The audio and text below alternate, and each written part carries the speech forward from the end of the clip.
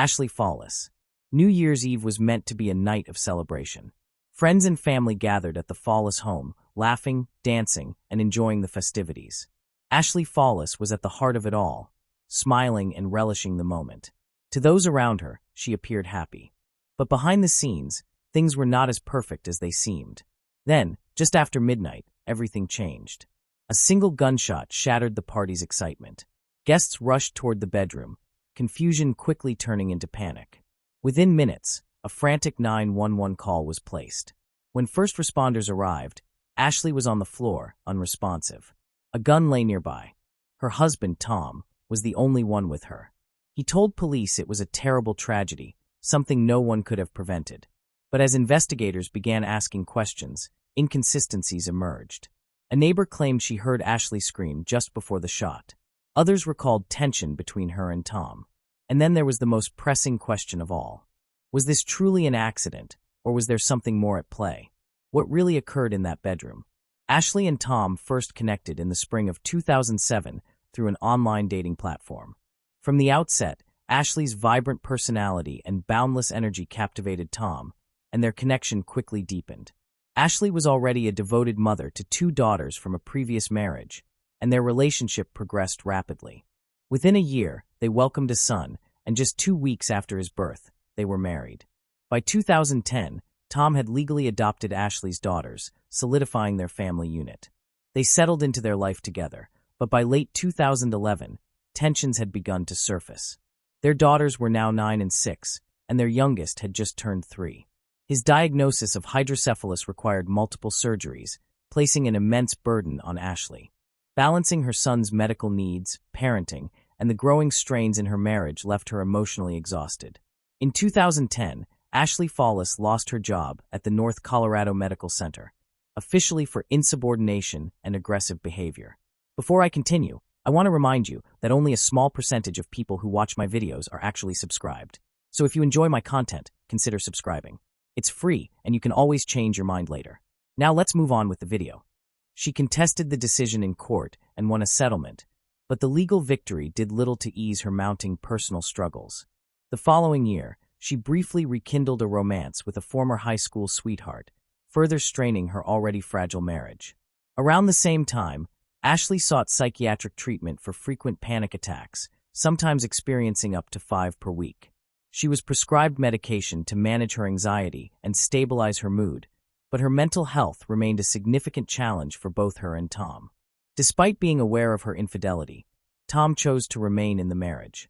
Investigators later discovered old divorce papers in their bedroom, documents Ashley had drafted in 2009 when the couple had considered separating due to conflicting work schedules. Ultimately, they had decided to persevere and rebuild their relationship. As time passed, Tom believed they were making progress. He had secured stable employment as a corrections officer, while Ashley found purpose in speaking engagements, sharing her experiences as a mother of a child with hydrocephalus. She provided guidance and support to other parents navigating similar challenges. Then, just weeks before the tragic night, Ashley took a home pregnancy test. To her surprise, it was positive, an unexpected development, since she had undergone sterilization after their youngest son's birth. Clinging to the hope that the result was accurate, she immediately stopped taking her prescribed anxiety medication. But on December 31st, 2011, just hours before hosting a New Year's Eve gathering, Ashley began her menstrual cycle. A second test confirmed she was not pregnant after all, delivering an emotional blow to both her and Tom. That morning, the couple had been discussing whether a reversal of her procedure was possible. Years earlier, Ashley's mother had influenced the decision, but now the choice was entirely theirs. Both Ashley and Tom expressed a desire to expand their family, and the unexpected news left them in a deeply emotional state as they prepared for the party that evening. Their home was filled with friends and family as they welcomed the new year. Despite her internal struggle, Ashley maintained a brave facade, drinking, dancing, and enjoying the company of her loved ones. Her parents, Joe and Jenna, later recalled that she appeared as lively and strong as ever. Yet, according to Tom, beneath her cheerful exterior, she was wrestling with emotions no one else could perceive. That night, as the celebration continued, a conversation between Ashley and Tom took a tense turn. Tom later recounted that their discussion had escalated into an argument. Wanting to avoid further conflict, he stated that he had walked away. During his police interview, investigators noticed scratches on Tom's chest and neck, marks that immediately raised suspicion. When questioned, he attributed the scratches on his chest to irritation from shaving for the first time, while those on his neck, he claimed, could have resulted from stress. As the interrogation intensified, Tom felt cornered, insisting that he was being unfairly accused. He repeatedly maintained his innocence, asserting that he was not in the room when the gun discharged and that he had no involvement in Ashley's death.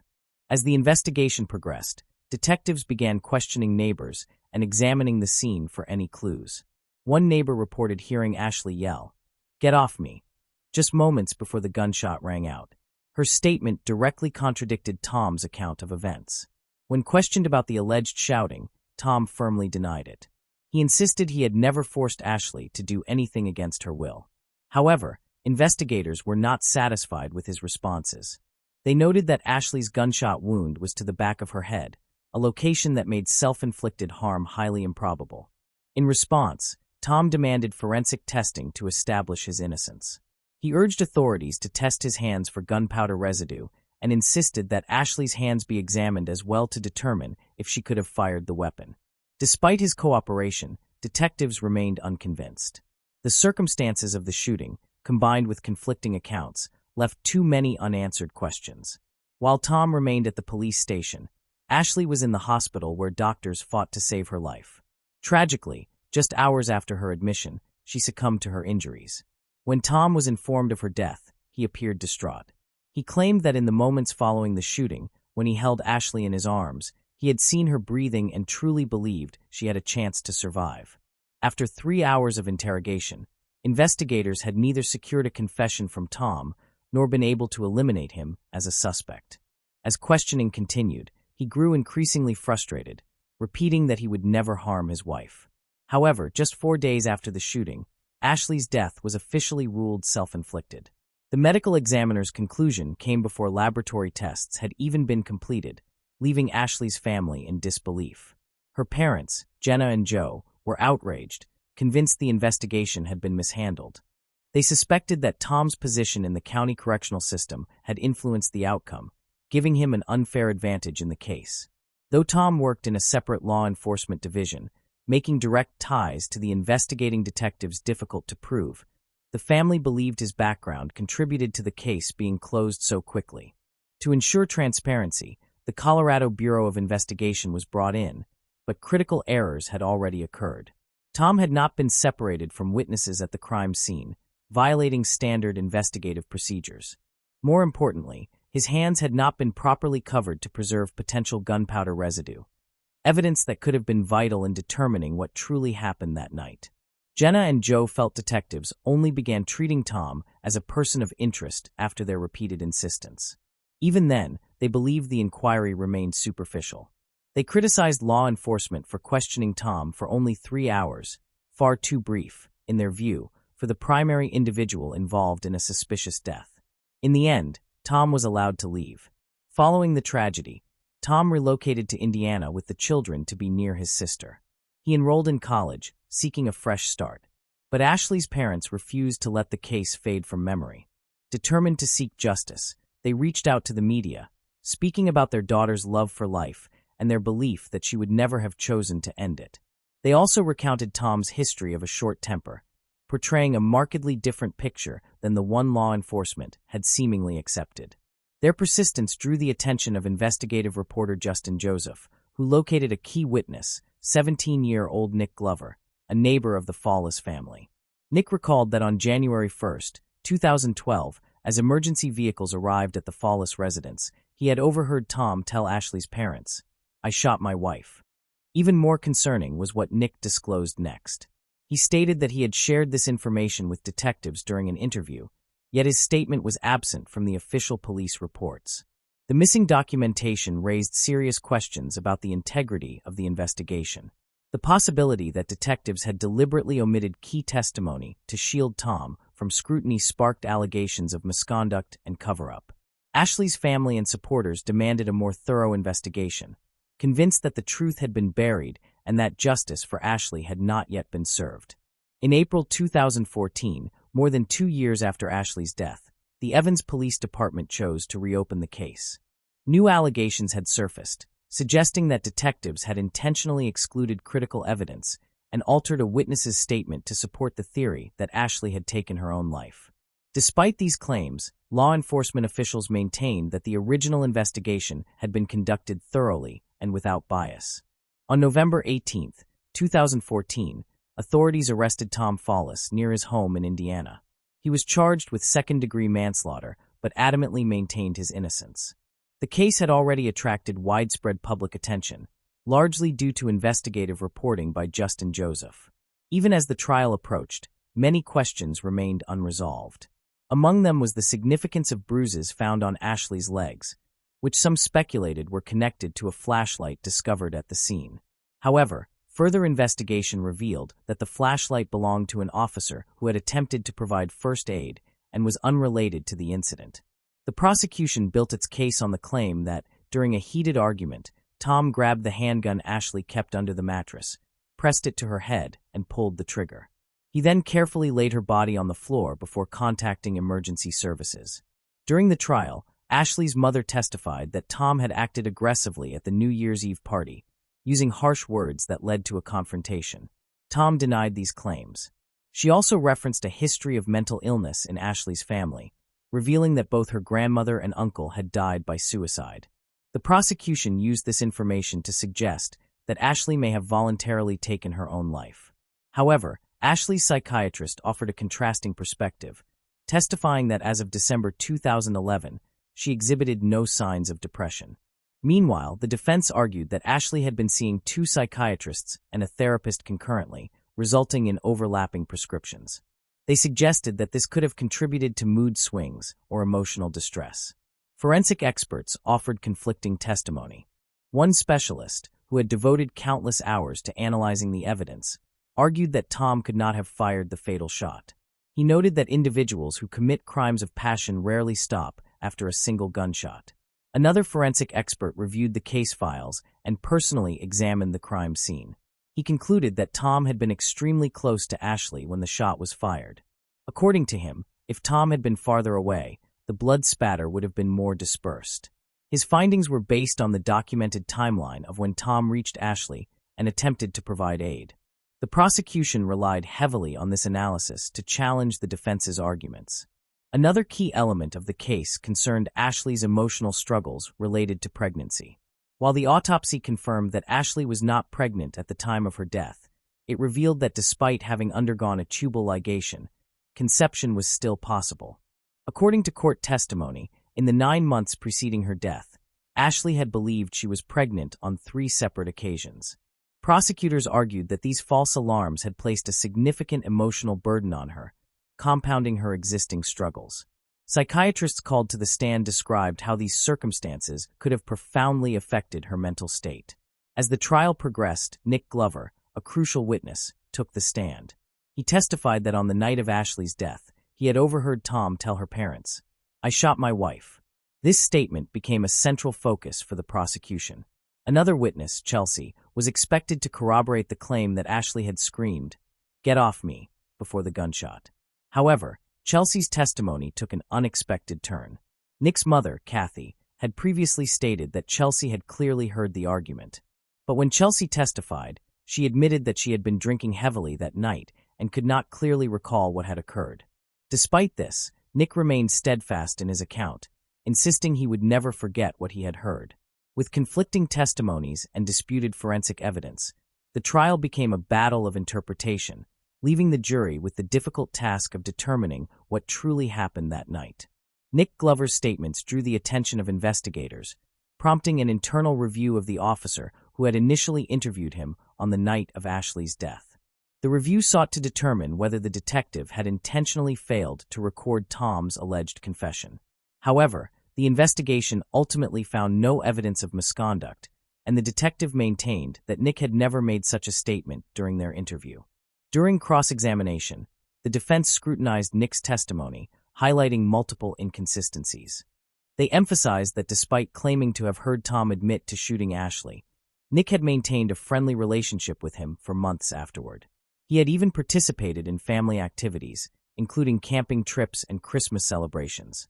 When asked why he had stayed close to Tom despite allegedly hearing a confession, Nick repeatedly responded, "I don't remember," more than 90 times. Later, another witness, a police officer, came forward with his own account. He claimed that upon arriving at the scene, he heard Tom shouting, "I can't believe I shot her. I can't believe she's dead." This statement represented a potential breakthrough for the prosecution, but the defense quickly raised doubts. They noted that the crime scene had been crowded with officers, first responders, family members, and neighbors. Yet no one else reported hearing Tom make such a statement. Furthermore, the police had not detained Tom at the scene, citing jurisdictional limitations.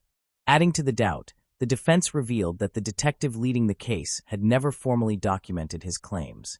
He waited 3 years before mentioning the alleged confession, and his credibility was further undermined when it was revealed that he had later been dismissed from the sheriff's office for dishonesty. These revelations cast serious doubt on the prosecution's argument and weakened the reliability of their witnesses. Physical evidence also failed to support the state's theory. Gunshot residue tests found no traces on Tom's hands, whereas residue was detected on both of Ashley's. Scratches on Tom's chest, initially thought to indicate a struggle, were later found to contain no traces of Ashley's DNA. Likewise, nail scrapings from Ashley's hands revealed no DNA from Tom.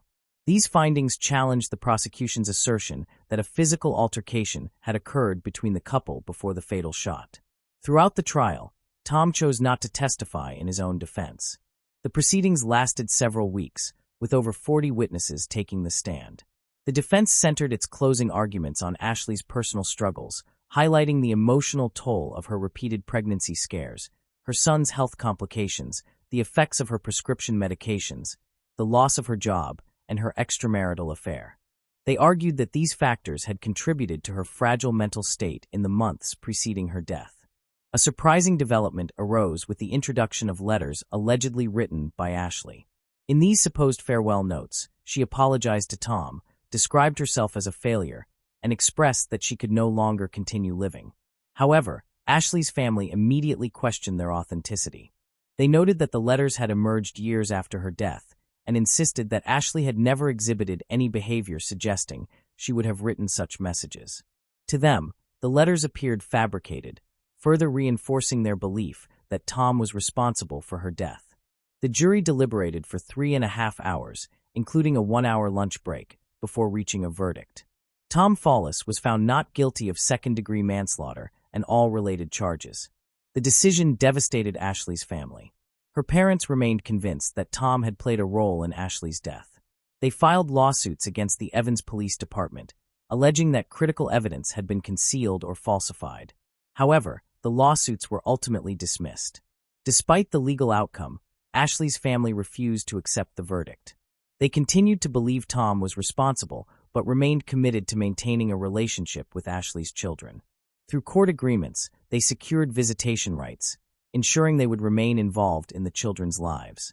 Meanwhile, Tom faced financial strain from mounting legal expenses. He focused on rebuilding his life while pursuing his education. Seeking a fresh start, he relocated the children to another state to be closer to his sister. To them, he explained that their mother's death had been a tragic accident, though he planned to provide more details when they were older. Even after the trial concluded, lingering doubts persisted. Each new revelation seemed to raise more questions than answers, leaving the case shrouded in uncertainty, one that, for Ashley's family, remained far from resolved. Moving on to the next case. The case of Jessica Paget. Jessica was born on December 15, 1980, in Pennsylvania, where she spent her entire life. As a child, she was energetic and cheerful. However, her parents, Thomas and Danelle, divorced when she was young. Her mother later remarried, and Jessica formed a close bond with her stepfather, whom she regarded as a second father. After graduating from high school in 1998, Jessica attended college to study preschool education. It was during this time that she met her future husband, Michael Paget. They began dating, moved in together, and had 2 children over the course of their 8-year relationship. Although they did not marry until August 2014, Michael was a caring father and husband. Like any family, however, they experienced ups and downs in their relationship. Jessica was happy with Michael, but just 4 months after their wedding, she vanished. Before her disappearance, Jessica had worked at a kindergarten in Northampton for 2 years. She loved her job, being passionate about working with children and having a natural ability to connect with them. The children adored her, and she enjoyed spending time with them. On November 21, 2014, Jessica dropped off her older children at school and then headed to work with her younger son, who attended the same kindergarten. It was a typical day, with no indication of the trouble that lay ahead. Jessica asked her administrator if she could take a short break from work to send a fax to her mother's house in a rural area near Northampton. The administrator agreed, and Jessica left her son at kindergarten before driving to her mother's house. She was expected to return to work within 30 minutes, but an hour passed and she did not come back. Her colleagues tried calling her, but she did not answer. When Jessica failed to return, the kindergarten administrator contacted her husband, Michael, to ask if he knew where she was. Michael said he was at work and had not heard from her. He tried calling her, but all his calls went straight to voicemail, which was unusual for Jessica, as she always answered calls from her family. Michael then called his mother-in-law, Danelle, who was in Florida, to see if Jessica had contacted her. However, Danelle had not heard from her daughter all day and became immediately concerned. She suggested that Michael call her husband, Greg, Jessica's stepfather, to see if he had any information. Greg reported that he had not seen or spoken to Jessica that day. As the minutes passed, Jessica's relatives grew increasingly worried. After numerous failed attempts to contact her, Danelle took a flight to Pennsylvania to search for her daughter. Meanwhile, 4 hours after Jessica disappeared from work, her husband Michael reported her missing to the police.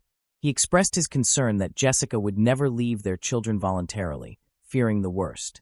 The police promptly launched an investigation, distributing Jessica's description to all nearby stations. She was described as 5 feet 4 inches tall, weighing 130 pounds, with a footprint tattoo on her shoulder, brown hair, and hazel eyes. At the time of her disappearance, she was wearing gray sweatpants and a black hoodie with the words "Duck Duck Goose" on the front and "Staff" on the back. A thorough search of local hospitals and morgues yielded no results. Detectives worked to determine Jessica's whereabouts, interviewing her co-workers in the process. Everyone they spoke to reported that Jessica had no enemies and was well-liked by colleagues, children, and parents. According to her co-workers, Jessica seemed fine when she left work at lunchtime, and they noticed nothing unusual about her behavior. 2 hours after Michael reported his wife Jessica missing, the police were able to locate her phone's signal, which indicated it was approximately 1 mile from the kindergarten where she worked. Although the data was not entirely precise due to inherent location determination errors, it provided a general area for the police to focus their search. By the time they began searching, however, it was already nighttime. The police found Jessica's car, a white Subaru Outback, in a nearby parking lot. The vehicle was unlocked and empty, with her purse, documents, and bank card still inside. The keys were in the ignition, and her phone was on the passenger seat next to her purse. There were no signs of a crime in the car, leaving the police with several unanswered questions. Where was Jessica, and what had caused her to abandon her car and valuables so close to her workplace? To answer these questions, the police sought CCTV footage. A camera on the back wall of a store across the street had captured the area where Jessica's car was found. After reviewing the footage with the store manager, the police saw Jessica driving into the parking lot at around 1 p.m. She got out of the car and stood by the driver's door for a short time before leaving and not returning. Investigators were baffled by Jessica's disappearance, as she had left behind her documents, phone, and keys. It was unclear whether she had intentionally gone into hiding. Surveillance footage showed Jessica walking between 2 buildings toward another parking lot, where she vanished from view due to the lack of cameras. To get a better look at the footage, the investigators made a copy of the video to review on a larger screen at the police station. The Northampton Police Department, being a small force, enlisted the help of the Pennsylvania State Police to coordinate a search effort. Flyers with Jessica's photo were distributed throughout Northampton and surrounding cities, and shared on social media and through local news outlets.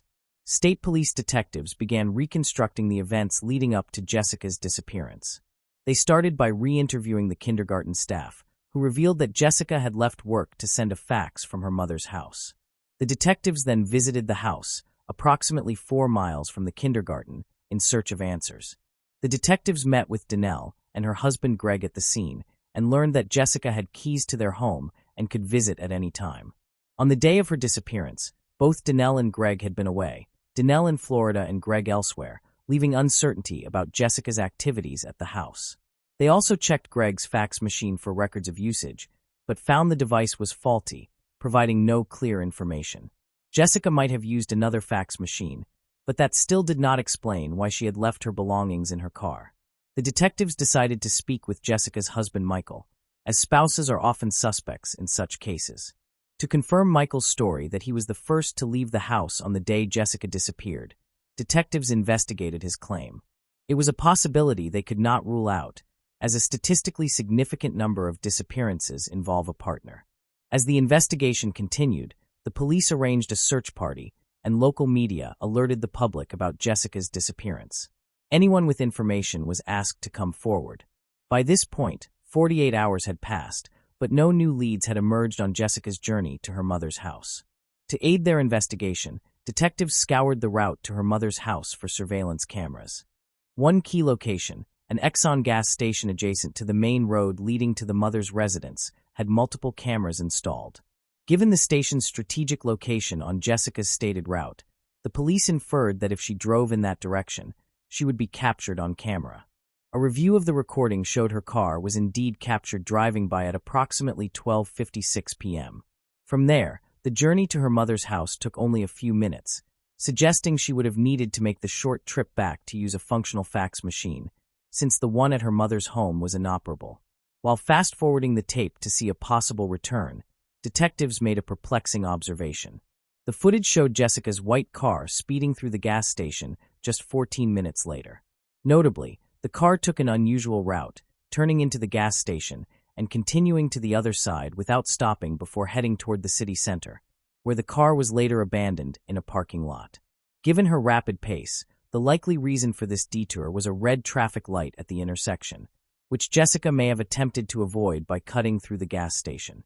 From there, she drove onto a different road where the light was green and eventually left her car in the parking lot, where a police officer later discovered it. However, a surprising detail emerged upon closer inspection of the footage. Jessica, who was 5 feet 4 inches tall and 130 pounds, appeared much shorter and lighter than the person seen exiting her car. Measuring against the known height of the car, experts estimated that this person stood between 5 feet 11 inches and 6 feet 3 inches tall. Moreover, during their examination of the abandoned car, the police noticed the driver's seat was pushed forward, making it uncomfortable for someone taller than 5 feet 11 inches to operate the vehicle. Initially, the police found it suspicious that the seat was positioned for someone of Jessica's height. However, after reviewing the footage, they discovered that the person who got out of the car had adjusted the seat to its most forward position, attempting to make it appear that Jessica was driving. This raised another question. Who was the tall person seen in the footage? Michael, who stood around 6 feet tall, was brought in for questioning. He denied any involvement in his wife's disappearance, claiming he was at work when the kindergarten staff called him. Detectives verified his alibi by interviewing colleagues and tracking the geolocation of his phone on the day of Jessica's disappearance. The evidence confirmed Michael was indeed at work at the time, meaning the person in the footage was not him. Days had passed since Jessica's disappearance, and her children were struggling to cope with the stress and uncertainty. Despite ongoing search efforts, no leads had been found. Investigators re-examined the footage of the person exiting Jessica's car, but the individual's identity remained a mystery. However, upon closer inspection, the officers noticed a detail they had previously missed. A minute after the unknown person disappeared from view, a white SUV, likely a Ford, left the scene. This new information led the police to Greg, Jessica's stepfather, who matched the suspect's height description and owned a similar vehicle. The police requested that Greg come to the station for questioning, leaving him shocked and dismayed at being considered a suspect in his stepdaughter's disappearance. Greg claimed that he had left his car at a service center for repairs and that a neighbor had given him a ride there to pick it up. He then stated that he had stopped at an Exxon gas station to grab a bite to eat.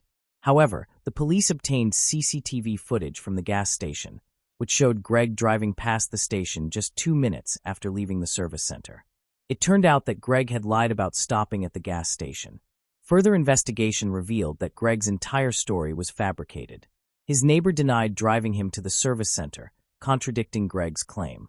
This led detectives to suspect that Greg might have been involved in Jessica's disappearance. By piecing together the evidence, investigators concluded that Greg was likely at home when Jessica arrived. It was possible that something had happened and that Greg drove Jessica's car to a parking lot in the city center. The police searched Greg's house, where they found evidence that contradicted his alibi. The fax machine, which Greg had claimed was not working, was found to be functional, and its usage history showed that Jessica had indeed sent a fax from the house on the day of her disappearance. Furthermore, a trash can in the basement contained napkins with bloodstains, and Greg's shoes, which were found in a dumpster on the street, had dried blood on them. Donnell reported to the police that Greg had requested an early trash pickup the day before, which seemed unusual at the time, especially since the trash can was not full. In hindsight, this could have been how Greg disposed of evidence related to cleaning products and rags used in the house. During a second interrogation, the police confronted Greg, stating that they knew his previous statements were false and that they had found evidence in his home. They also informed him that they were aware Jessica had been at his house on the day she disappeared. Greg then began to talk. He claimed that when he returned home on the afternoon of November 21st, he found Jessica's car in the driveway and blood stains on the carpet. He alleged that Jessica was already dead when he arrived and that he panicked, fearing no one would believe him. He supposedly drove Jessica's car to a city center parking lot and then returned home. Greg also stated that Jessica had outstanding debts, which he claimed had led to her death. However, detectives later discovered that this was another lie, and they found evidence that Greg had purchased adult toys the day before Jessica disappeared. The investigators, frustrated with Greg's inconsistent stories, directly asked him where he had hidden his stepdaughter Jessica's body, explaining that an autopsy would provide answers to many questions. Realizing he was caught, Greg changed his story again. This time, he claimed he had been at home watching adult videos when Jessica arrived and asked to send a fax. According to Greg, he was standing behind her as she used the computer and became aroused, developing a desire for his stepdaughter. Without saying a word, he allegedly pulled out a gun and shot her in the back of the head. He then moved Jessica's body to the bedroom. Greg subsequently drove Jessica's car to a parking lot in the city center, where he had previously left his Ford for repairs. To mislead investigators, he adjusted the seat to make it appear as though Jessica was driving. What Greg said next shocked the investigators. After returning home, he set up a video camera near the bed and recorded a video of himself with Jessica's body. The police later found this disturbing video on Greg's computer. Greg confessed to wrapping his stepdaughter Jessica's body in a blanket and hiding it in a ravine near his home. He claimed he was not a bad person, but had lost control. After the crime, Greg's life fell apart. He lost his business, home, dogs, and wife. However, he never mentioned the loss of Jessica. Jessica's mother, Donnell, was shocked to discover that her daughter was dead and that her husband was responsible. The authorities announced Jessica's death, stating that she was a victim of homicide. The district attorney, John Morganelli, expressed skepticism about Greg's version of events, but believed there was a sexual motive behind the crime. The prosecutor's office examined the evidence to determine if Greg had planned the attack. Jessica's family released a statement thanking law enforcement, the media, and the public for their efforts. They described Jessica as a beautiful and vibrant young woman who was loved by her family and friends and stated that her loss made the world a darker place. Gregory Gregg, 53, was charged with the murder of Jessica Pettit. Initially, investigators suspected that Greg had tried to persuade Jessica into a romantic encounter, but when she refused, he killed her to avoid exposure.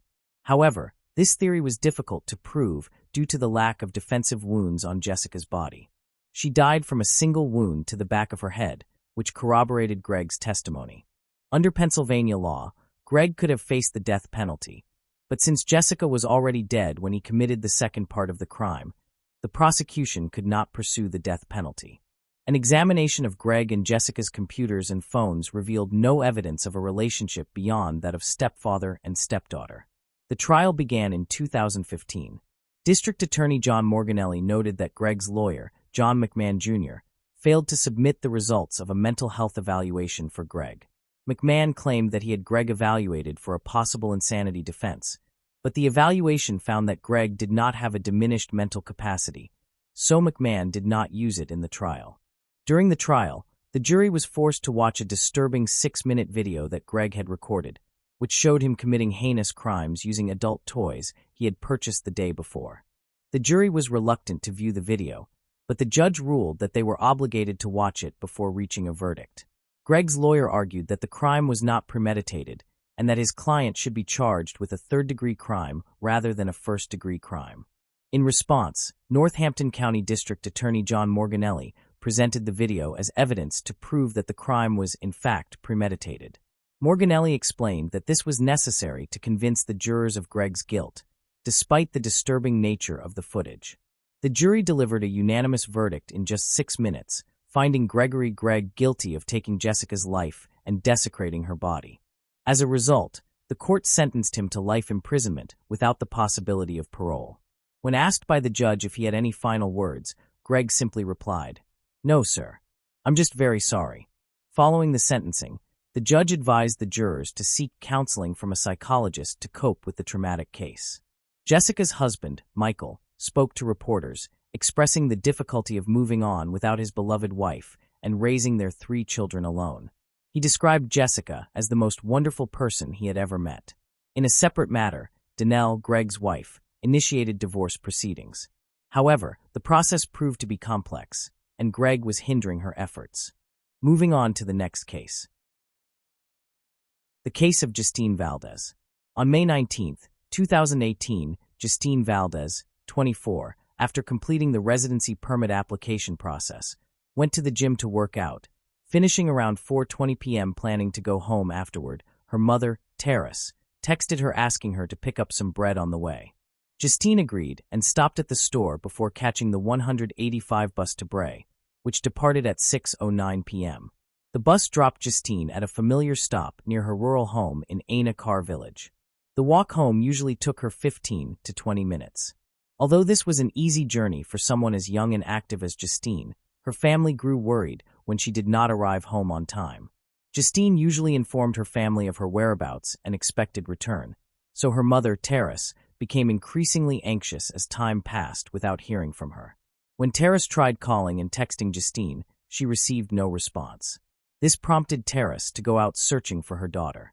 While looking, she asked strangers if they had seen Justine, describing her appearance and the sporty outfit that made her noticeable. Although some witnesses had seen Justine get off the bus, no one knew where she went afterward. Tara's search ended in frustration and growing fear. She had no idea what had happened to Justine on her way home, and each passing minute heightened her anxiety. Terrace combed the streets, but found no trace of her daughter. Justine's disappearance left her mother devastated, unable to locate her. Desperate, Terrace contacted the police to report the situation. Authorities quickly took her statement and began searching for Justine. As the investigation unfolded, police examined Justine's life and social connections. They learned that she lived with her parents, Terrace and Daniel Valdez, in the quiet rural area of Nissar, Ireland. Originally from the Philippines, her parents had moved to Ireland in 2015 seeking a better life. Despite initial challenges, her parents worked hard to support Justine's education and daily life. A diligent student, Justine studied accounting at university while working part-time to support herself and contribute financially to her family. Her jobs included waitressing in Bray and babysitting for local families. Her parents, who lived in the servants' quarters of a large estate, worked for a prominent family, her mother as a housekeeper and her father as a gardener. Justine was known for being responsible, hardworking, and devoted to her family. Additionally, her limited social circle and lack of typical teenage rebelliousness made it highly unlikely that she had run away. When police spoke to people who knew Justine, no one could provide information about her whereabouts. The possibility that she had run away was quickly dismissed. She was extremely close to her parents and kept them informed of her daily activities. On the day she went missing, she exchanged 63 text messages with her mother, the last being at 6:24 p.m., shortly after she got off the bus. Police following the case received a crucial tip. This tip led to a disturbing revelation about what happened minutes after Justine exited the bus. A female driver reported seeing a man aggressively pushing a dark-haired Asian woman wearing tracksuit bottoms, resembling Justine, into the boot of a black Nissan Qashqai. The witness and her 12-year-old son drove past the scene and immediately called the police. Shortly afterward, another driver observed a similar alarming incident. The woman appeared extremely frightened, sitting in the back of the car and knocking on the window for help. The driver discussed the situation with his wife upon returning home and called the police at 7:20 p.m. to report a potential kidnapping. Another motorist also contacted authorities about a Nissan driving erratically near the location. Police quickly arrived at the area reported by the initial witnesses. Upon arrival, they found Justine's broken phone and a bag of bread left on the roadside, heightening concerns for her safety. After resisting being forced into the trunk of the vehicle, Justine was shoved into the back seat and driven to an unknown location. The suspect's black Nissan was immediately added to the wanted list, triggering a large-scale search involving patrol cars and helicopters. However, the nighttime search was hindered by darkness and yielded no immediate results. The search continued into the following day, with police analyzing witness reports to narrow down the perpetrator's possible location. A 40-year-old man named Mark Hennessy was eventually identified as a suspect because he matched the description provided by witnesses. Police went to his home and discovered that his wife, Nicola, did not know where he was because he had gone out drinking after work the day before. This information only heightened the suspicion surrounding Mark, prompting police to examine his background more thoroughly.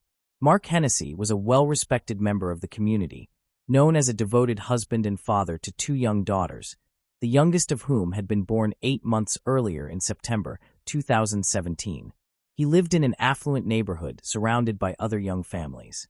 His work as an estimator on construction sites provided a stable income for his family, and he had no previous encounters with the law. However, the police knew that people could often conceal their true intentions behind a facade of respectability. With this in mind, the police went to the bar that Mark had frequented the night before to gather further information. The staff confirmed that Mark had been there, but said that he had not stayed long. He left after drinking a beer and watching some football, then returned to the bar around midnight, his expression visibly agitated and anxious. After reviewing the bar's security footage, the police confirmed what the staff had reported. They observed Mark remaining there for about 10 minutes before leaving at 5:40 p.m. engrossed in a conversation on the phone. He quickly went to his car and drove away. Later, he returned to the bar around 11 p.m. Mark came back to the bar and spoke with someone he knew at the entrance for a short while before leaving again. Police began investigating Mark's activities between 5:40 p.m. and 11 p.m. A key discovery was made when police analyzed surveillance footage from Justine's bus route. The footage showed Mark's black Nissan following the bus, starting 30 minutes after he had left the bar. This disturbing finding intensified suspicions about Mark's involvement in Justine's disappearance. The search for Mark's car and the missing girl continued, making Mark the prime suspect in Justine's abduction. Mark called his wife to say he was going away for a long time. When his family tried to persuade him to turn himself in, he refused and quickly departed. His parents reported seeing him to the police, who attempted to locate him, but Mark managed to evade capture. The police requested the public's assistance by issuing a media appeal.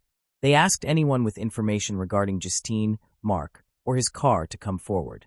A woman who heard the appeal kept watch and spotted a vehicle resembling Mark's on the road. She followed it to Cherrywood Park and observed the driver closely before promptly contacting the police. When the police arrived, they found a man covered in blood sitting in the driver's seat of a car. Despite attempts to persuade him to exit the vehicle, Mark remained defiant, brandishing a knife in a threatening manner. Confronted with imminent danger, the police were compelled to use force, resulting in Mark being shot in the shoulder. After removing him from the car, they found him conscious but still uncooperative. The police then searched the car but did not locate Justine. Mark remained silent despite repeated questioning. The medical team quickly treated him and transported him to the hospital. Doctors attempted to save his life, hoping he would eventually reveal Justine's whereabouts. Unfortunately, it was discovered that the bullet had ricocheted and struck Mark in the head. Further investigation revealed a gruesome truth. The blood on his face and body was his own, and he had multiple fresh stab wounds on his arms and neck. The police believed that Mark, fearing arrest, apparently used a knife from his car to attempt suicide rather than face the consequences. The police eventually apprehended the suspect, but instead of relief, everyone felt disappointment. They had found the suspect in his car, yet the missing person they were searching for remained unfound. A small glimmer of hope emerged when police discovered a piece of paper at the scene. Although stained with blood, the words "sorry" and "Pease Castle" were legible. These words suggested a possible clue to locating Justine. Despite the slim hope, the search continued. A search was launched in a forest in South Dublin based on the clue found near a castle. First, searchers located Justine's wallet, containing her identification. Then, on May 21st, searchers discovered Justine's body. An autopsy revealed that she had been murdered on the night of her abduction and that she had died from strangulation. Unfortunately, the autopsy also revealed that Justine had been sexually assaulted, intensifying the brutality of her death. A toxicology report, which detected trace amounts of banned substances in her system, left many questions unanswered. It remains unclear how the substances entered her system or what their intended purpose was. However, further investigation revealed that Mark had recently consumed large quantities of these substances, deepening the mystery. It emerged that Mark was a regular user of drugs and excessive alcohol, which could have inadvertently introduced these substances into Justine's system. At the same time, Mark's family life was beginning to deteriorate due to his addiction, debts, and frequent arguments with his wife. Investigations into Mark's activities revealed that he used the dating app Tinder to interact with multiple women and flirt with women at bars. The discovery of Mark's DNA on Justine's body further strengthened the police's suspicion that he had been involved in her kidnapping and murder. As the investigation progressed, it became evident that the murder was motivated by sexual desire and that Justine had unwittingly become Mark's target. He discovered Justine while following a bus and took advantage of her disembarking, brazenly abducting her from the street without hesitation, even in the presence of multiple witnesses. An investigation into Justine's and Mark's phones showed no prior connection or communication between them. However, further analysis revealed that Mark was familiar with Justine's regular route, suggesting that her murder was premeditated. It appeared that Mark had been closely monitoring Justine's movements, waiting for the perfect moment to strike. This discovery underscores Mark's premeditated brutality and Justine's tragic fate. On the day Justine was kidnapped, he deliberately waited at the bus stop, closely observing her every move until he suddenly seized her. The people nearby were extremely shocked by the incident, as such violent crimes were rare in their peaceful neighborhood. Many people came to offer their condolences to Justine's family, comforting and supporting them during this period of profound loss. At the funeral, heartfelt tributes were paid as white balloons were released into the sky. Some attendees wore pink t-shirts bearing Justine's image, a touching tribute to her memory. Justine's family chose to hold her funeral in the Philippines, her homeland, to seek solace in a familiar environment. Although they had lived abroad for some time, they ultimately moved back to Ireland in 2021. By starting anew in a different city and pursuing different careers, they hoped to escape the painful memories that continued to haunt their former home. Moving on to the next case. Pastor Keith. In 2013, in Danville, Kentucky, 35-year-old priest Michael Hawkinsmith, who had previously worked as a manager at a local pawn shop, had to take full control of the pawn shop due to the former owner's health condition. As a former priest, Michael had always been honest with people. He easily found common ground with others and was always willing to help. When he decided to get married, no one doubted his choice. Angie was his first love, and everyone saw her as a very sweet and kind girl. Michael literally worshipped the ground she walked on. When the couple had children, their relationship became even stronger. Together, they were a very happy family. As the Hawkinsmith family expanded, so did their business. The pawn shop, ABC Gold, Games and More, became a successful family venture, attracting regular customers like broker Dan Smith, with whom they often conducted business on Fridays. Life seemed perfect for the Hawkinsmiths until one day in 2013, when an unknown man decided to disrupt their peaceful existence. 6 minutes after the phone call, police officers arrived at the scene of the crime. When they entered the building, their attention was immediately drawn to a large, bloody trail which led them to Michael Hawkinsmith. Moments later, they found his 38-year-old wife, Angie. On the other side of the counter, they discovered the third victim of the crime, 60-year-old broker Dan Smith. All three victims had gunshot wounds to the head and torso. A few minutes later, officers found Andrew Hawkinsmith and his little sister Naomi hiding in a closet. The officers' accounts indicated the unimaginable horror these young children had endured. Suddenly, the 9-year-old boy and his 14-month-old sister were left orphaned, having lost both parents. Upon examining the crime scene, police found 14 spent .22 caliber shell casings and 3 intact bullets, along with a briefcase that belonged to Dan Smith. The victim's personal belongings and all the cash in the register were left untouched, suggesting that robbery was not the motive for the crime. Unfortunately, there were no surveillance cameras in the pawn shop, posing a significant obstacle to the investigation. The police had no choice but to rely on finding potential witnesses to the crime. An employee of the nearby Rainbow Cleaners was able to describe a car that had parked near the building that morning. It was a silver minivan driven by a large man with a thick beard. While one group of investigators searched the surrounding area, another informed the closest relatives about the tragedy that had befallen their loved ones. Michael's parents found it difficult to accept the circumstances that someone in their right mind could wish harm to their children. Nevertheless, they tried to find any positive aspect in the situation, and the fact that their grandchildren had survived could not but bring them joy. Soon, the tragic news reached the daughter of the third victim, Dan Smith. He was involved in buying precious metals and skillfully adapted to the specifics of his work, easily finding common ground with different people. His business involved handling large sums of cash, sometimes exceeding hundreds of thousands of dollars. This led the police to consider the theory that Dan Smith himself could have been the primary target of the criminal. Tracking the man's movements revealed that before he arrived at the ABC Gold, Games and More pawn shop, he had visited Lawson's jewelry store in Harrodsburg, located 10 miles northeast of Danville. In the jewelry store, investigators found a surveillance camera positioned on the far wall to capture every visitor entering and exiting the store. They hoped that the recording would help them determine if anyone had been following Dan Smith. Smith entered the store at 8:16 in the morning, and there were no other customers in the building at the time.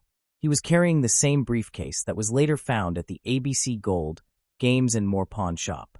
After greeting the woman behind the counter with a smile, he headed to the back of the store. Sometime later, Dan Smith reappeared on the footage, coming out from the back of the store, saying something to an elderly woman who had just entered and then immediately leaving. It was a typical day in the life of the jewelry store. The external camera recordings showed nothing suspicious. The police were left to helplessly monitor the man who had no idea he would soon be at the center of a tragic event. Meanwhile, 9-year-old Andrew Hawkinsmith was taken to the police station to give his testimony. Andrew described how he had been at the pawn shop with his parents when Dan Smith arrived carrying a bag full of money. While his father and Dan were talking, the stranger entered and immediately demanded the bag. According to the boy, Dan Smith immediately handed over his briefcase, after which the stranger shot him. My father asked him to stop, but he also shot him with a pistol similar to the one I play with, Andrew said. Meanwhile, the mother instructed Andrew to take Naomi to the back of the store and hide in the closet. Andrew took his little sister and hid. It was then that the criminal aimed the gun at Angie. I don't know who he is and why he did it, but it seems to me that the reason was money, the 9-year-old boy concluded. He described the stranger as a very tall man with a blonde beard that looked fake, matching the description provided by a witness from Rainbow Cleaners. To follow all possible leads, the police's next step was to thoroughly examine the business run by the Hawkinsmith family. It turned out that the ABC Gold, Games and More pawn shop had another owner, Steve Devine. While he usually attended Friday deals with Dan Smith, he was absent on the tragic morning of September 20th. This information raised concerns, making determining his whereabouts a top priority. Steve Devine explained that he had developed an allergy that morning and was forced to cancel all his appointments, a story confirmed by his wife. The alibi and the fact that Steve Devine did not own a silver minivan helped to rule him out as a suspect. He also explained why there were no surveillance cameras in the pawn shop. According to him, the security system had been removed by the previous owner, Kenneth Allen Keith, and the new owners had not yet installed a replacement. 48-year-old Keith, like his deceased friend Michael Hawkinsmith, was a priest. Pastor Keith sold the pawn shop when he was diagnosed with brain cancer, but he remained the owner of another similar establishment, Gold Rush Buyers, in Pulaski County, neighboring Danville's Boyle County. Michael's family revealed that he prayed for his friend every evening, hoping for his recovery.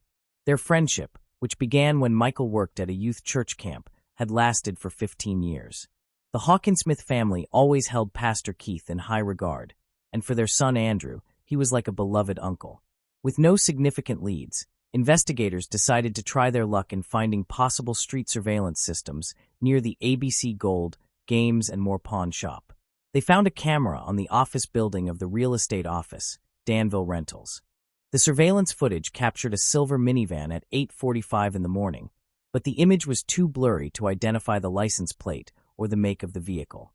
Once again, the police had to rely on the witness's testimony from Rainbow Cleaners, which described the car as an old model with a distinctive square body shape. The car in the video clearly showed a square rear bumper that matched this description. The color, type, and shape of the car all indicated that the police had found the criminal's vehicle. They continued to search for surveillance systems farther and farther from the pawn shop. At 8:17 in the morning, the camera at the local Ephraim McDowell Hospital captured the same vehicle. Finally, investigators were able to determine that it was a silver Dodge minivan. Michael and Angela Hawkinsmith's family organized a candlelight vigil in their memory. Hundreds of compassionate people attended that evening, demonstrating the depth of love for their lost ones.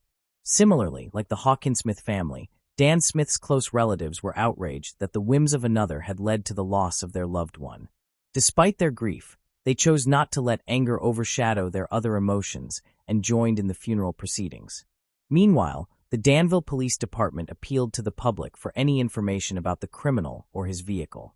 Immediately after this, on September 24th, the police received a call from Tracy Harold, a pastor in Warren, Michigan. He claimed to be a friend of Kenneth Keith and mentioned that during their last conversation, they had touched on the topic of the murder in Danville. At that moment, Keith seemed to change. Pastor Kenneth Allen informed his friend that on that particular day, he was driving to Danville for medicine for his wife. He also expressed a sense of guilt for what happened, as he had given Michael Hawkinsmith the opportunity to become the owner of his former business. Keith put forward the theory that Dan Smith himself could have been the main target of the attacker. Keith explained that Dan would come to him every Sunday to pawn all his gold, always carrying large sums of cash with him. Keith speculated that someone might have tracked Dan's route and ultimately targeted him. However, there was more to the story. As it turned out, the pastor's relationship with the Hawkinsmith family was not as everyone had believed. These words raised suspicions, leading to Pastor Keith being added to the list of suspects. To verify his alibi, investigators decided to review the surveillance footage from the Good Neighbor Pharmacy, where, according to the pastor, he bought medicine for his wife. At 9:24 in the morning, a man entered the pharmacy. Indeed, Pastor Kenneth Allen Keith, but he looked nothing like the man who had committed the triple attack just minutes earlier. He was not wearing a green jacket or a beard, which were distinctive features of the assailant. However, this did not rule out his involvement in the attack. There was a 7-minute gap between Andrew Hawkinsmith's call to the police and the pastor's arrival at the pharmacy. The police decided to check if it was possible to travel from the crime scene to the Good Neighbor Pharmacy in such a short time. They found that the trip took about 5 minutes in total, so it was plausible to commit the murders, quickly get into a car, and reach the pharmacy to establish a solid alibi. The key clue was that Pastor Keith had an unregistered 2008 Dodge minivan, silver in color. However, all the evidence found was circumstantial and insufficient for an arrest. Investigators then turned to Tracy Harold to participate in a series of fake phone calls aimed at the suspect. Luckily, Tracy agreed. During these calls, Pastor Keith finally revealed his true feelings toward the Hawkinsmith family. Then, what everyone had been waiting for happened. Keith began discussing details of the case that had not been made public. Following that, Pastor Kenneth Keith explained that he had left Danville and returned to Somerset. He then took his car to a car wash to prepare it for a planned family vacation. At 10:50 in the morning, Keith was seen on camera walking down the hallway to the cashier's counter with a noticeable smile. It seemed clear that he was not involved in the dreadful crime that occurred earlier that morning.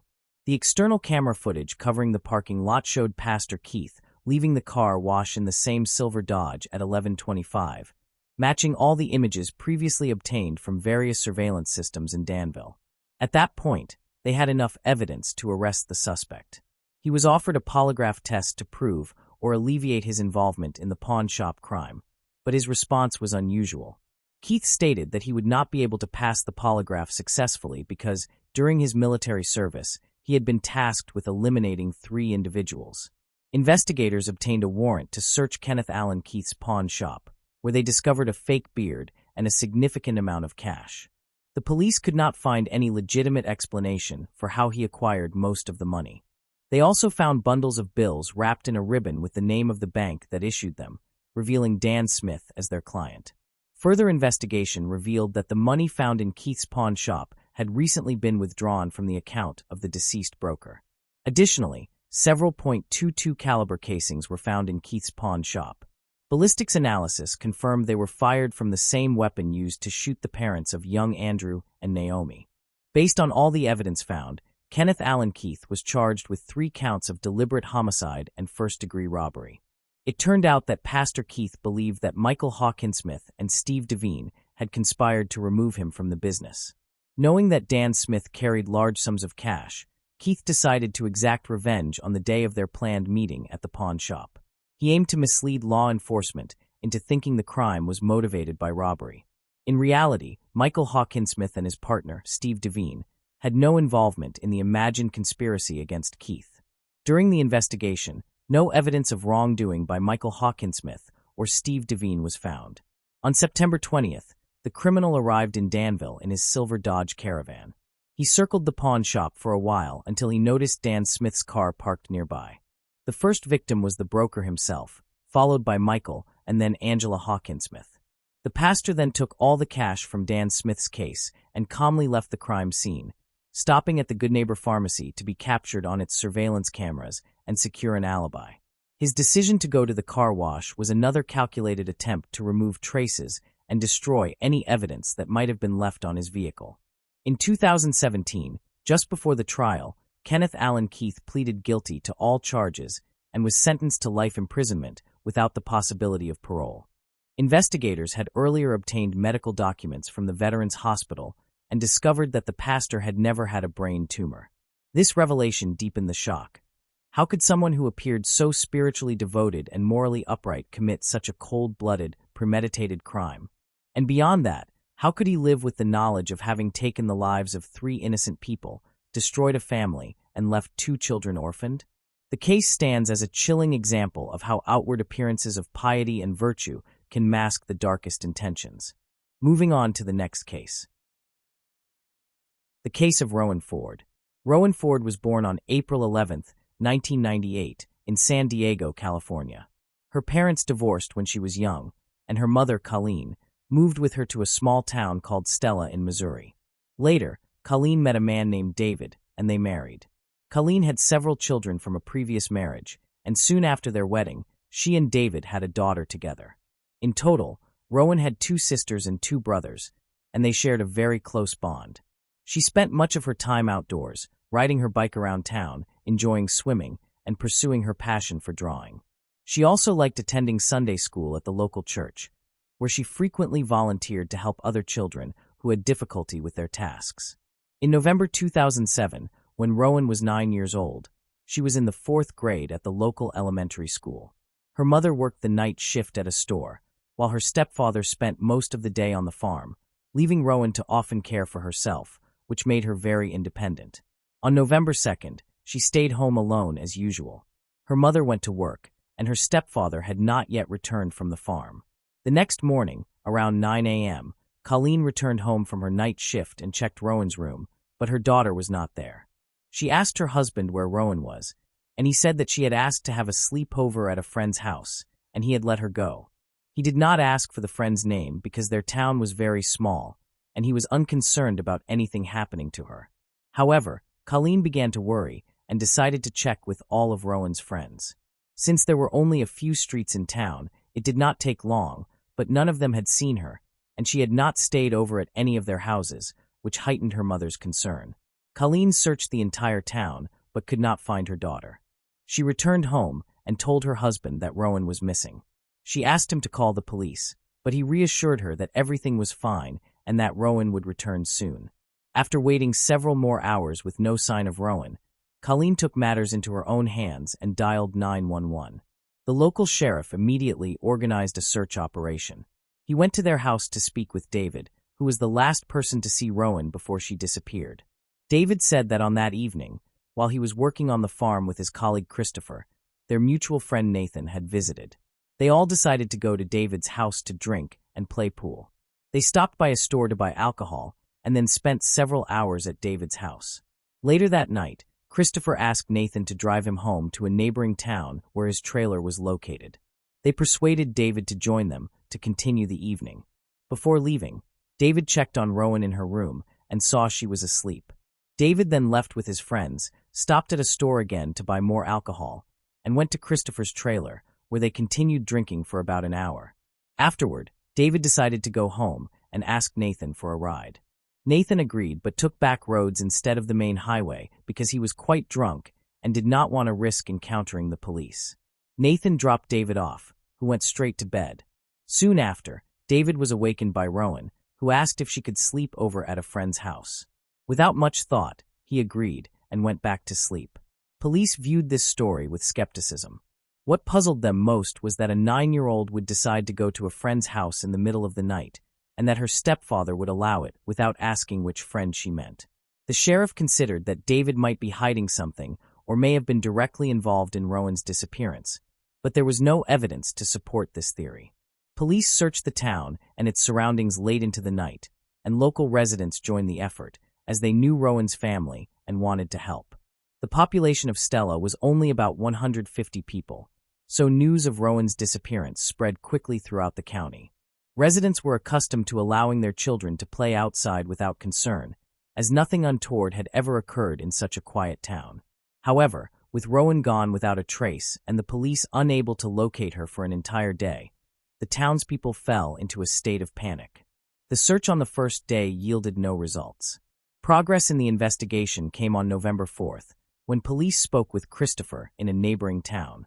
He corroborated David's account, but revealed that David had not contacted him to inform him about Rowan's disappearance. Christopher stated he had not communicated with Rowan or her friends since that evening. Despite an expanded search involving more volunteers, the police were unable to find Rowan or any clues about her whereabouts. The following day, the FBI joined the investigation, while local police continued searching the town and surrounding areas. Growing skepticism about David's story led detectives to consider a possible abduction. They spoke with all of Rowan's friends and confirmed that none of them had seen her on the night she went missing. As investigators questioned David further, his account raised additional suspicions. David's details were inconsistent and contradictory. He changed the timeline of his movements that night multiple times. He also suggested it was possible that Rowan had left without his permission, which made his story appear even more suspicious. During the investigation, FBI agents discovered that David had borrowed his mother's car on the night of Rowan's disappearance, a detail he had initially withheld from police. This new information prompted authorities to seize both his mother's car and his own pickup truck for forensic examination, but no evidence was found. Detectives also wanted to question Christopher and Nathan again, as both had been with David that evening. Christopher was invited to the police station for further questioning, where he repeated the same account as before. He also agreed to take a polygraph test, which showed no signs of deception. After leaving the station and returning to work, Christopher noticed Sheriff Clark's car and signaled for him to stop. Sheriff Clark, from Witten where Christopher lived, had known him since childhood. Clark was close friends with Christopher's foster parents and someone Christopher had always respected and sought advice from in times of need. They met to discuss Rowan's disappearance. Although Clark was familiar with the case, he had not been directly involved, as the Stella Department led the investigation.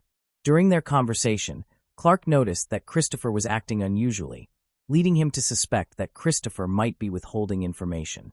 Given the seriousness of the situation and Rowan's uncertain fate, Clark shared his concerns with the FBI. This prompted investigators to consider that Christopher might be concealing crucial information that could implicate Rowan's stepfather in her disappearance. They also speculated whether Christopher's actions were influenced by Rowan's stepfather and whether he feared being seen as an accomplice if he told the truth. Sheriff Clark informed the FBI agents that he had a close relationship with Christopher and offered to help encourage him to cooperate. That evening, Christopher went to Colleen's house to inquire about the progress of the search. FBI agents were also there to speak with Colleen and noticed Christopher's presence. They questioned him, and he repeated his prior account. However, Christopher mentioned for the first time that he did not rule out David's possible involvement in Rowan's disappearance. He expressed a willingness to help uncover the truth, no matter how terrible it might be, and suggested wearing a wire to talk to David in an attempt to get him to confess. The detectives decided against using that method. Instead, they asked Christopher to suggest potential locations where David might have hidden Rowan's body. Christopher provided several suggestions, which the police searched the following morning. Meanwhile, FBI agents questioned David again, but he continued to deny any involvement. Detectives searched Christopher's home for leads, but no evidence was found. Christopher later visited the sheriff's office to discuss his encounter with the FBI with Clark. During their conversation, the sheriff sensed that Christopher was withholding information. Following the meeting, Clark contacted the detectives again, suggesting that Christopher might be concealing critical details that could help prove David's involvement. The FBI requested that Clark persuade Christopher to open up, as he had been in regular contact with the sheriff regarding the case. It appeared that Christopher wanted to share important details, but was hesitant for unknown reasons. On November 7th, police asked Christopher to return to the station. They requested permission to search a safe in David's house, where Christopher had been living temporarily and still had some belongings. Christopher agreed, allowing the police to also search his trailer and car. He voluntarily provided a DNA sample and agreed to answer further questions. When asked to confirm David's story, Christopher revealed that his friend's account was not entirely accurate. Investigators pressed him to disclose what truly happened that evening. Christopher became agitated when treated like a suspect in Rowan's disappearance and refused to continue speaking, leaving the station after warning detectives that he might hire a lawyer. Later that evening, he met with Sheriff Clark to express concerns about the detective's behavior. Clark acknowledged Christopher's right to remain silent, but explained that the police were doing everything possible to find Rowan. Christopher stated he would no longer cooperate with the detectives and would only speak with Clark if he had additional information. Clark continued, encouraging him to share details, and eventually, Christopher broke down in tears, insisting that he loved Rowan and would never harm her. While living with David's family, Christopher had formed a close bond with Rowan and the other children, who affectionately referred to him as Uncle Christopher. Sheriff Clark realized that Christopher was close to revealing crucial information. Just as he was about to speak, a visitor arrived at the police station, momentarily distracting Clark and causing Christopher to leave. Clark then updated the FBI, explaining that Christopher was nearly ready to disclose what he knew, but warned that pressuring him too hard could make him defensive and prompt him to seek legal counsel. Clark recommended allowing Christopher time to reflect, and the detectives agreed. The search for Rowan continued the following day, but produced no results. A new lead emerged on November 9th, exactly 1 week after her disappearance. Search teams converged on a remote area near Powell, approximately 10 miles from Stella, and made a significant discovery in the fields and woods, a large pit in the ground. Upon examining the area, authorities found Rowan's body concealed beneath leaves and debris. She was not wearing any clothing from the waist down, except for a pair of stockings. A medical examination revealed evidence of strangulation and signs of sexual assault. Following the discovery, FBI agents contacted Sheriff Clark, urging him to speak with Christopher again, hoping he would now be more forthcoming. Clark learned that earlier that morning, Christopher had visited the station seeking him and informed other officers that he needed to speak with Clark urgently. Clark began searching for Christopher, checking all the locations he usually frequented, but could not locate him.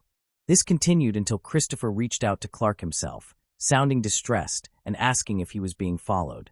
He explained that, after learning about Rowan's body, he had driven around town to clear his head and noticed a gray car following him. Clark reassured Christopher that he had no knowledge of any surveillance and suggested they meet in person. When they met, Christopher appeared nervous and voiced concerns for his safety, fearing that with Rowan's body discovered, he might be accused of her murder or that someone might seek revenge against him. Clark brought Christopher to the police station, where he stated that now the case had been classified as a homicide, it was time for Christopher to reveal everything he knew. However, when asked to describe what David had done to Rowan, Christopher became emotional and hesitant to speak in the station, citing the presence of too many people. He suggested moving to a quieter location. Clark agreed, and they drove to a small bridge a few miles outside town. Once there, Christopher asked Clark to handcuff him. Clark was surprised but tried to reassure him that it was unnecessary. Christopher insisted that what he was about to reveal would change everything and that Clark would then have to arrest him. Christopher then began recounting the events of that night. He explained that he, Nathan, and David had gone to his trailer to continue drinking. Later, his friends decided it was time to head home, and Nathan gave David a ride, choosing back roads to avoid the police. Christopher shocked Clark by admitting he had intended to sexually assault Rowan. Taking advantage of the time when his friends were distracted by the detour through the fields, he drove directly to David's house via the main highway. Under the cover of darkness, he quietly entered Rowan's room, lifted her, and transported her to his vehicle while she slept, carefully avoiding detection. Upon reaching his trailer, he sexually assaulted Rowan. The assault was interrupted when she regained consciousness and attempted to free herself, but she was unable to escape. During the crime, Christopher deliberately kept the lights off and remained silent to avoid recognition. He had originally planned to return Rowan to her home under the pretense of innocence. However, under the illumination of a bright moon, Rowan saw him while he transported her from the trailer. Panicked, Christopher grabbed a rope and resorted to using force with his bare hands, ultimately taking her life. He then frantically considered ways to cover up his crime, getting into his car and driving around the county, contemplating methods for disposing of the body. He then remembered a large pit near a neighboring town and drove in that direction. Upon arrival, he dumped Rowan's body into the hole and attempted to cover it with tree branches. Returning to his trailer, Christopher noticed traces of Rowan's blood on his clothes and mattress. He realized he also needed to dispose of her pants, underwear, and the rope used to kill her. He collected these items and placed them in a large barrel with the initial intention of burning them. However, he quickly reconsidered, realizing that a large fire would attract unwanted attention. Instead, Christopher dragged the barrel into a shed, closed the door, and ignited the fire inside. This revelation shocked Clark, who had previously suspected David of committing the crime and believed Christopher was withholding information. It was difficult for Clark to accept that a man he had known for nearly 20 years, a man with 3 young children of his own, could commit such brutality. Although Christopher appeared good-natured, his true nature was far more troubling. After finishing his story, Christopher willingly accompanied Clark to the police station. Once there, he repeated his confession to the FBI agents and was subsequently arrested for murder. He also granted authorities permission to search his trailer and car. As he concluded his confession, Christopher expressed regret for his actions and stated that he had cried uncontrollably the following day. Detectives then informed David about Christopher's confession. Given David's suspicious behavior and inconsistent statements, they suspected he might be covering for his friend. However, during interrogation, David presented a shocking account. He claimed that when he found Rowan missing from her room, he suspected Christopher had taken her. David drove his mother's car to Christopher's trailer, found Rowan lying on the bed, and instead of rescuing her, he claimed he joined in the assault, helping Christopher sexually assault Rowan and then kill her. David reported that during the traumatic incident, his mind went into shock and he had no memory of the night for several days. Detectives, surprised by this account, re-questioned Christopher to verify David's claim. Christopher maintained that David was not involved and that the events had occurred exactly as he had initially described. The inconsistencies puzzled investigators, but Christopher's account still matched the key details of the incident. Medical examination confirmed that Rowan had been strangled with a thin rope, a detail only the killer would know. A search of the trailer led to the discovery of a barrel containing ashes, and hair consistent with Rowan's was found in Christopher's car. Although investigators remained uncertain about the truthfulness of each man's account, both David and Christopher made incriminating statements. Consequently, David was also arrested, and the case was sent to court for trial. During proceedings, Christopher requested that his statements be excluded, arguing he was unaware they could be used against him and that police had violated his rights. The judge rejected this request, as all of Christopher's communications with investigators had been voluntary. Christopher attempted to present mitigating circumstances, citing his difficult childhood, which involved frequent moves between biological and foster parents, but he was unable to avoid punishment. In 2012, 5 years after the murder, Christopher was sentenced to death. He appealed, but his appeal was unsuccessful.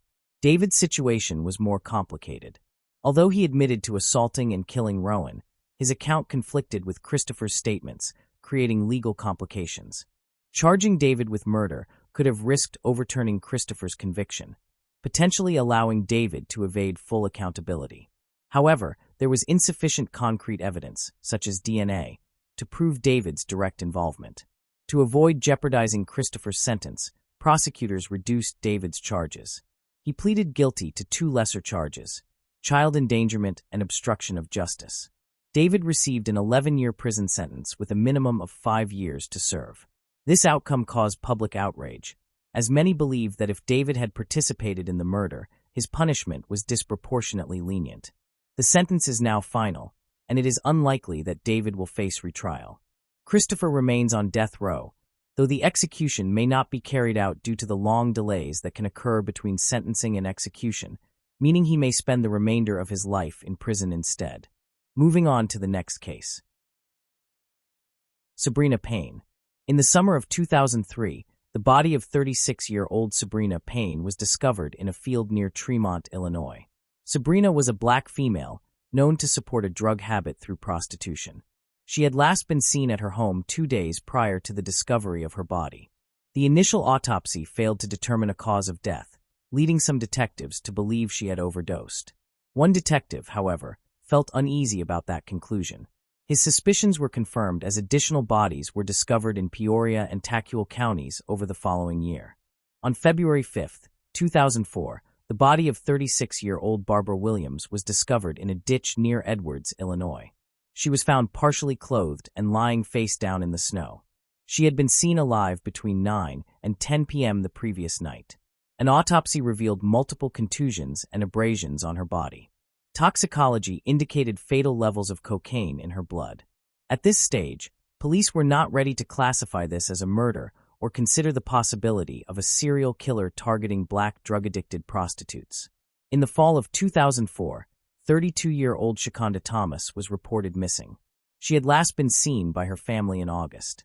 Shakonda was known to occasionally disappear, but when she did not return after several weeks, her family reported her missing. Shirley Trapp was also reported missing in late summer 2004.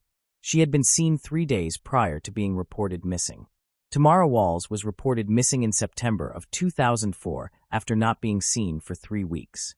All 3 missing women were also black females known to support a crack cocaine habit through prostitution. 36-year-old mother of 8, Laura Lawler, disappeared from her home after leaving with a man and woman. Her longtime partner searched for her, but was only able to determine she had been with a man named Larry. Her boyfriend, father to her 7 daughters and 1 son, described Laura as the love of his life and a beautiful soul. The two had experimented with crack cocaine, and Laura had struggled with addiction prior to her disappearance. On September 25, 2004, Linda Neal was found on King Road in Tazewell County. She was found nude on the side of the road. Linda, like the other women, was known to be involved in the drug scene in Peoria. At this point, police had concluded there was likely a serial killer targeting black females in the Peoria area. A task force was formed, which one detective stated would have happened much sooner if the victims had been white females. While police desperately searched for the killer, they monitored women in the community who were at risk. Despite their efforts, on October 15, 2004, Brenda Irving's body was discovered in a ditch near Farmington. Brenda was found nude, and an autopsy determined she had been strangled and suffered blunt force trauma to her head. She also had fatal levels of cocaine in her system at the time of her death.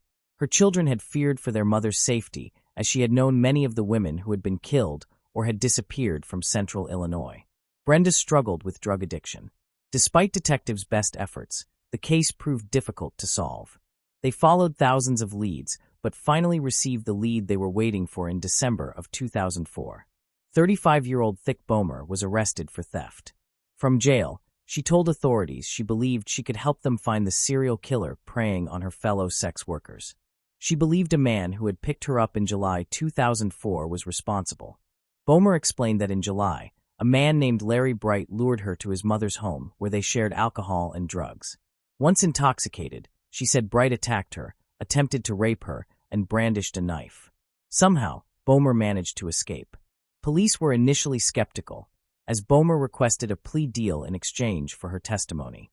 Why hadn't she reported this back in July? Why wait until she was under arrest? Vicky Bomer claimed she was afraid of being arrested for outstanding warrants, which is why she did not come forward in July 2004. A review of her criminal history confirmed the warrants, so detectives decided to investigate the man named Larry Bright. Larry Dean Bright was born in Peoria, Illinois, on July 8, 1966. He served a 2-year prison sentence at age 19 for burglary and carjacking. According to Larry's family, his time in prison changed him for the worse. Larry became angrier and more violent and began using drugs. Larry had sustained an injury, which led to an addiction to prescription opioids and later crack cocaine. He also developed an addiction to pornography, favoring videos featuring black women. Larry lived with his mother in a small guest house behind her home. He enjoyed gardening, creating a beautiful flower bed for his mother. When police arrived at Larry's home following the tip, they noticed the well-maintained garden. Larry was arrested for the unlawful restraint of Vicky. He was questioned about the murders, but denied having any knowledge of the murdered or missing women. During the interview, Larry smoked several cigarettes. Detectives planned to collect one of the cigarette butts for DNA testing, but Larry ate them before leaving the interrogation room. Larry refused to provide DNA voluntarily. Police searched Larry Bright's home on January 20, 2005. Investigators dug up the garden, finding several small bone fragments and ashes later identified as human.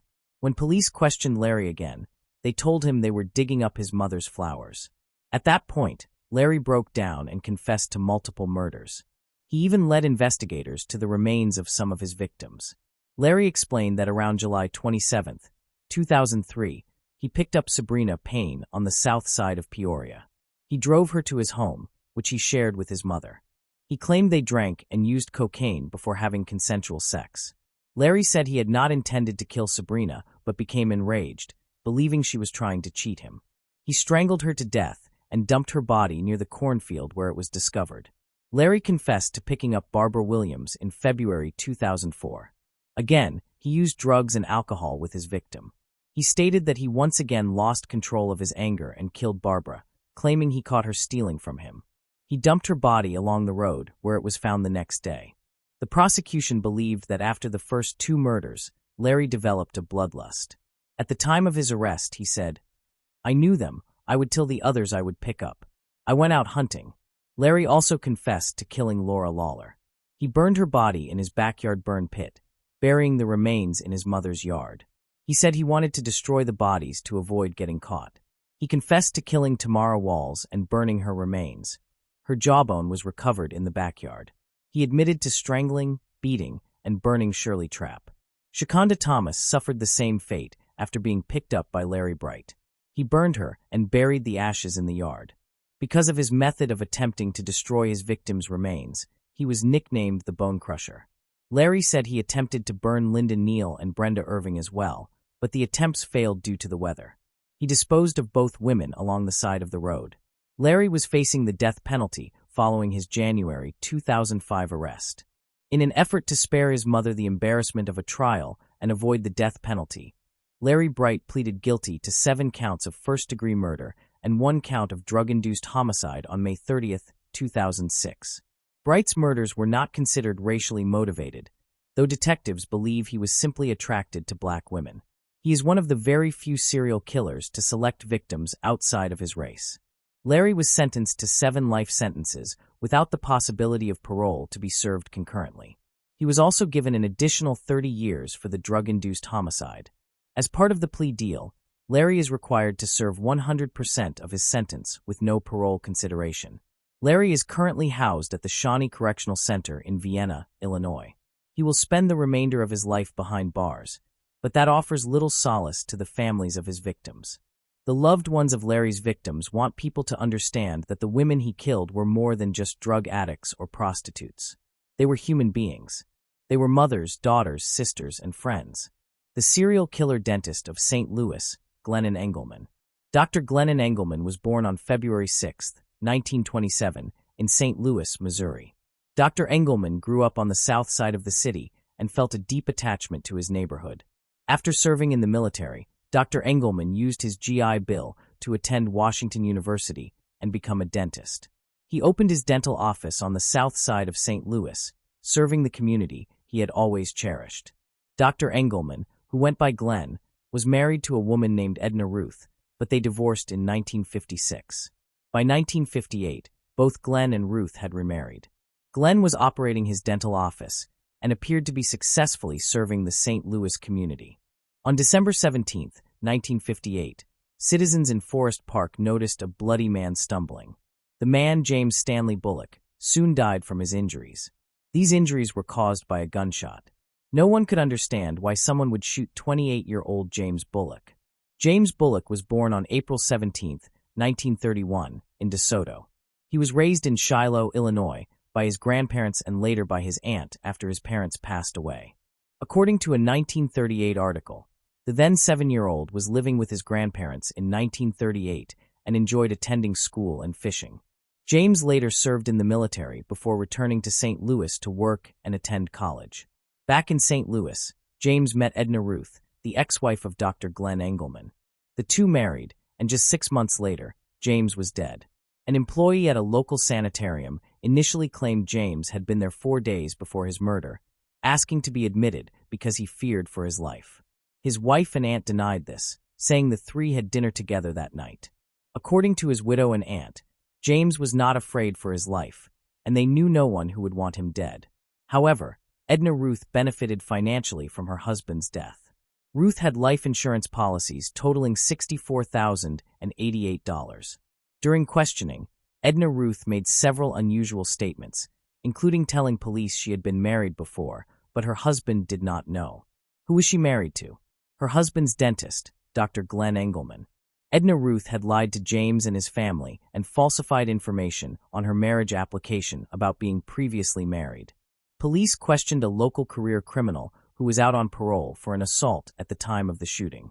They were unable to link him to James's murder, but noted he lived near Dr. Engelman's office. Dr. Engelman and Edna Ruth both refused to take polygraph tests and denied any involvement in James Bullock's murder. Dr. Engelman's new wife, Ida, also refused to be questioned by police. A patient provided an alibi for Dr. Engelman. However, another witness stated they had tried to find someone at the office around the time it was empty. Edna Ruth invested part of the funds she received after becoming a widow, and Dr. Engelman, bored with dentistry, often ventured into other business areas. This included purchasing a trike strip with a partner, Eric Fry. Dr. Engelman had become close friends with Eric and his wife, Sandy. On September 26, 1963, Eric and Dr. Engelman were at the trike strip using dynamite to clear abandoned cisterns on the property. Eric was lying on his stomach near one of the cisterns when the dynamite exploded sooner than expected. Eric was killed instantly and found at the bottom of the cistern. Coroner H.D. Steinbeck ruled the death accidental. Mr. Fry's wife had an insurance policy on her husband, which she partially invested into Dr. Engelman's practice. Dr. Engelman divorced Edna and married his third wife, Ruth, in 1967. The couple had a son, but Ruth disliked the close relationship her husband had with a young woman in his office named Carmen Miranda. Dr. Engelman had offered to train Carmen to be a dental assistant in his office. Edna felt uneasy about the flirting between the doctor and his young assistant. Dr. Engelman, however, claimed he was trying to help people in his community. He also hired Carmen's brother, Nick, at one point. Ruth felt relieved when Carmen began dating a married man named Peter Home. A few months later, however, Carmen and Peter were walking in a rural area in Pacific, Missouri. The couple were exploring a region known for caves and scenic paths. A shot suddenly fired, striking Peter in the head. Peter died instantly, and a hysterical Carmen ran for help. Nearby, police found an X marked on a tree with tape. The area was known locally as a hunting site, and police believed the shot was accidental. Police believe that someone target shooting accidentally struck Mr. Home. Carmen had a substantial life insurance policy on her husband, totaling $60,000, which is equivalent to roughly $300,000 in 2024. Dr. Engelman and Ruth divorced soon after, at which point Dr. Engelman married the young Carmen, whom he had known since she was a small child. His son remained living with Edna, his ex-wife. Despite being married to Carmen, Dr. Engelman and Ruth continued to meet regularly for sexual encounters. Dr. Engelman constantly engaged in extramarital affairs, which included previous relationships with Carmen, Ruth, and even Sandy Fry, the wife of his business associate Eric Fry, who was killed by dynamite. Another of Dr. Engelman's affairs was with a patient named Barbara Boyle. On November 3, 1977, someone pretending to be from the farm walked up to the farmhouse owned by Arthur and Vernita Goosewell in Everettville, Illinois. Shortly after entering, the elderly couple were attacked and both shot in the head. The wealthy couple had left $340,000 to their son, Ronald Goosewell. Guess who Ronald Goosewell was married to? Barbara Boyle. On April 4, 1979, less than 2 years after his parents' murder, Ronald Goosewell was found dead inside his car outside a hotel in East St. Louis, Illinois. He had been beaten and shot to death and had been missing for 4 days before his body was discovered. Following her husband's murder, Barbara collected his inheritance along with several life insurance policies, an amount equivalent to nearly $1.7 million today. Guess who she turned to? Dr. Glennon Engelman. Following the murder of Ronald Goosewell, authorities began noticing a pattern of connected deaths associated with Dr. Engelman. His patients and the community, however, only saw a generous man committed to helping his neighbors. Dr. Engelman was not the most skilled dentist, often performing sloppy work when making casts for dentures and dental appliances, which required multiple corrections by the dental lab. His business began struggling, and he soon found himself in debt to a dental lab owned by Sophie Barrera. Sophie Barrera operated a South St. Louis dental laboratory and had grown impatient waiting for Dr. Engelman to pay by 1980. She filed a lawsuit against him, scheduled to go to court just days after Sophie was murdered. On January 14, 1980, Sophie entered her vehicle in South St. Louis, and shortly thereafter, the vehicle exploded. Police discovered remnants of a bomb under her charred vehicle. Sophie had told her son she feared for her life and believed Dr. Glenn Engelman was dangerous. Dr. Engelman was questioned for 3 hours and then released. Police were convinced he was responsible for Sophie's death, but needed proof. The public also speculated whether the bombing was connected to another explosion in the area, part of a conflict between 2 mob families vying for control over St. Louis labor unions. The evidence, however, indicated this was not a mob hit. The primary suspect was the man who owed Sophie $15,000. Dr. Engelman had to be stopped, but police were uncertain how to proceed. Detectives began conversations with Dr. Engelman's ex-wife and mother of his son, Ruth.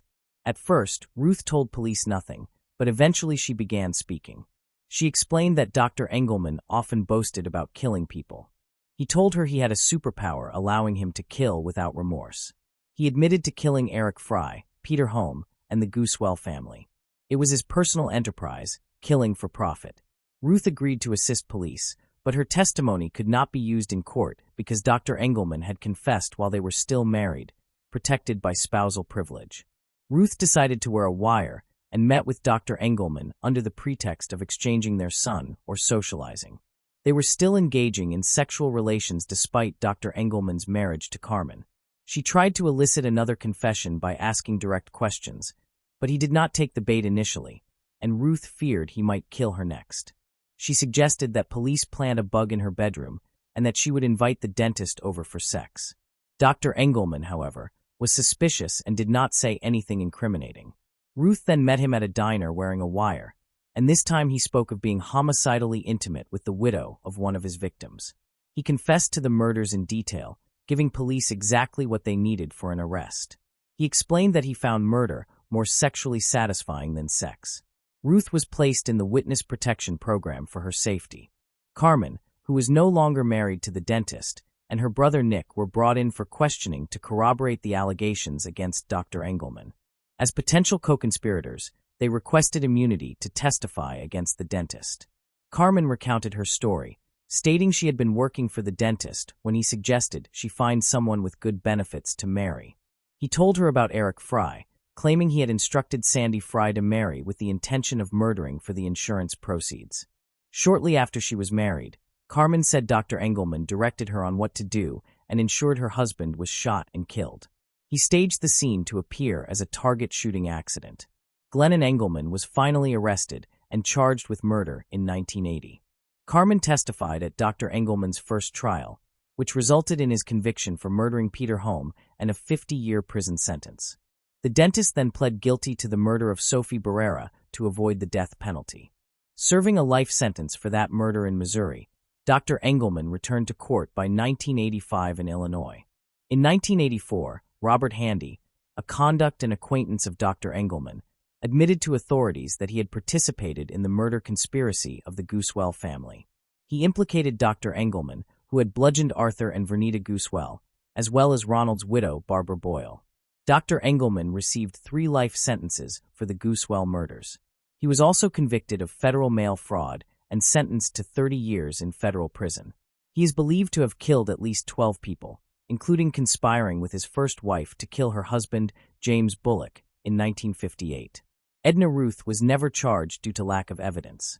Barbara Boyle went on trial for the murders of her in-laws, Arthur and Vernita Goosewell, and her husband Ronald in 1985. The jury acquitted her of the murders of Arthur and Vernita, but convicted her of conspiracy to commit murder in Ronald Goosewell's death. Barbara Boyle was sentenced to 50 years in prison in 1985 and was granted parole in 2009.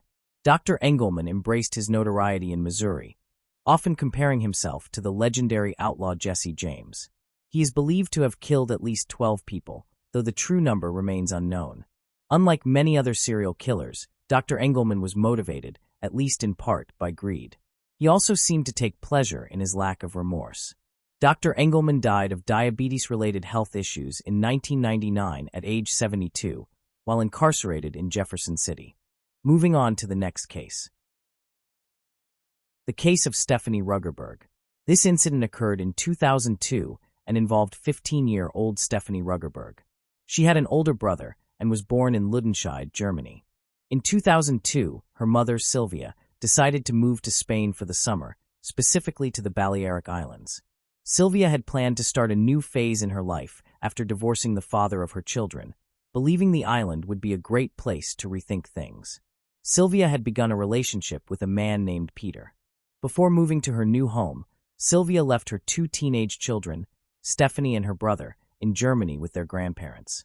She came to the island first to find an apartment and prepare for the move in the summer. To help with this, she found a temporary job as a manager at a 5-star hotel on the island, working there during the day. Meanwhile, Stephanie and her brother were excited about the holiday and began packing their belongings. On the first day of the summer holidays, Stephanie and her brother went to Majorca, where their mother, Sylvia, planned to stay for the summer and return in September. She rented an apartment and moved in with Peter and his children. For 15-year-old Stephanie, this was a momentous event. She was eager to embrace life in Majorca, especially the nightlife, which suited her age and personality. She loved going to parties, quickly making friends with other young people on the island, and often stayed out late, sometimes not coming home for days. She was often seen in bars and clubs, usually with other girls and sometimes with boys. Sylvia was very upset about the situation. Every time Stephanie returned from late-night parties, Sylvia would worry about her daughter, leading to conflict between them. This tension also affected Peter, who often tried to ease Sylvia's worries. Instead of enjoying their time together, Peter felt the need to address Stephanie's behavior in order to restore peace in the family. At the age of 15, Stephanie faced a difficult choice. She wanted to enjoy her time with her friends on the island, but she also felt pressured to listen to her mother. Although Stephanie understood that her actions were causing her family pain, Sylvia tried to convey her concerns to Stephanie. This caused a temporary strain in their relationship, and Stephanie felt hurt for a few days. Eventually, she realized that her family cared about her and her safety. After a few days, Stephanie began to feel better, and it seemed that her family was mending their relationship. However, Stephanie wanted to enjoy her time off with her friends. Since the summer holidays were coming to an end, and she was going back to Germany to return to school, Stephanie asked to spend more time with her friends during the holidays. In return, she promised to be more responsible and come home on time, respecting her mother's rules. After a few discussions, Sylvia finally believed her daughter's reasoning. On July 31, 2002, Stephanie asked her mother again if she could go out with friends. The conversation about school quickly reassured Sylvia. Moreover, Stephanie had been acting responsibly for the past week. Eventually, she went out to enjoy herself, promising to be home before midnight. Her family decided not to wait for her and went to bed, hoping she would honor her promise this time. Waking up early, Sylvia stepped out of her bedroom and noticed Stephanie's bag carelessly left on the hallway floor. Sylvia immediately suspected that her daughter had come home late and was a bit tipsy, leading her to toss her things aside and head straight to her room. Sylvia intended to take the bag to Stephanie's room and check on her. However, when she entered, Sylvia was surprised to find it empty. It turned out that Peter had woken up before Sylvia but hadn't seen Stephanie. Now, Sylvia was concerned because she had no idea where her daughter was, and the family began to feel anxious. Stephanie had a history of frequent partying and coming home late. Stephanie would even stay with friends or spend the night at parties, sometimes not returning for days. Worried that her daughter had fallen back into these old habits, Sylvia planned to confront Stephanie when she returned home. However, as the days passed and Stephanie still hadn't returned home, Sylvia's worry turned to fear and panic.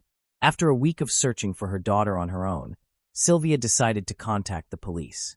During that time, she had reached out to all of Stephanie's friends she knew, visited their homes, and spoke to their parents. Unfortunately, no one had seen Stephanie for quite some time. By early August, Sylvia had contacted the local police to report that her daughter had been missing for a week. Since the incident had occurred some time ago, the police quickly began their search. They spoke to Stephanie's closest friends and began questioning bouncers at clubs, as well as tourists and bartenders at bars frequented by Stephanie and her friends. However, no one knew where Stephanie was. A week had passed. Events were happening every day and new parties were being held, making it easy to forget details. In an effort to jog memories and gather new information from the local community, the police and Stephanie's family distributed flyers with her photo all over town. Unfortunately, the leads they received did not lead to any breakthroughs. During this time, Stephanie had no contact with her family. She did not use a card, phone, or her messaging app, which was very unusual for someone her age. Kidnapping seemed unlikely, as no one had contacted her family or demanded ransom during this time. The Coast Guard and helicopters patrolled the coast and waters as part of the investigation. Meanwhile, Stephanie's family continued to search for her body. Sylvia believed she was alive and may have made new friends, but everyone else understood that the chances of her being returned safely were slim. The investigation stalled as no leads were found in the case. Sylvia then decided to take matters into her own hands. She first searched Stephanie's room thoroughly. Although the police searched the room for clues, they found nothing.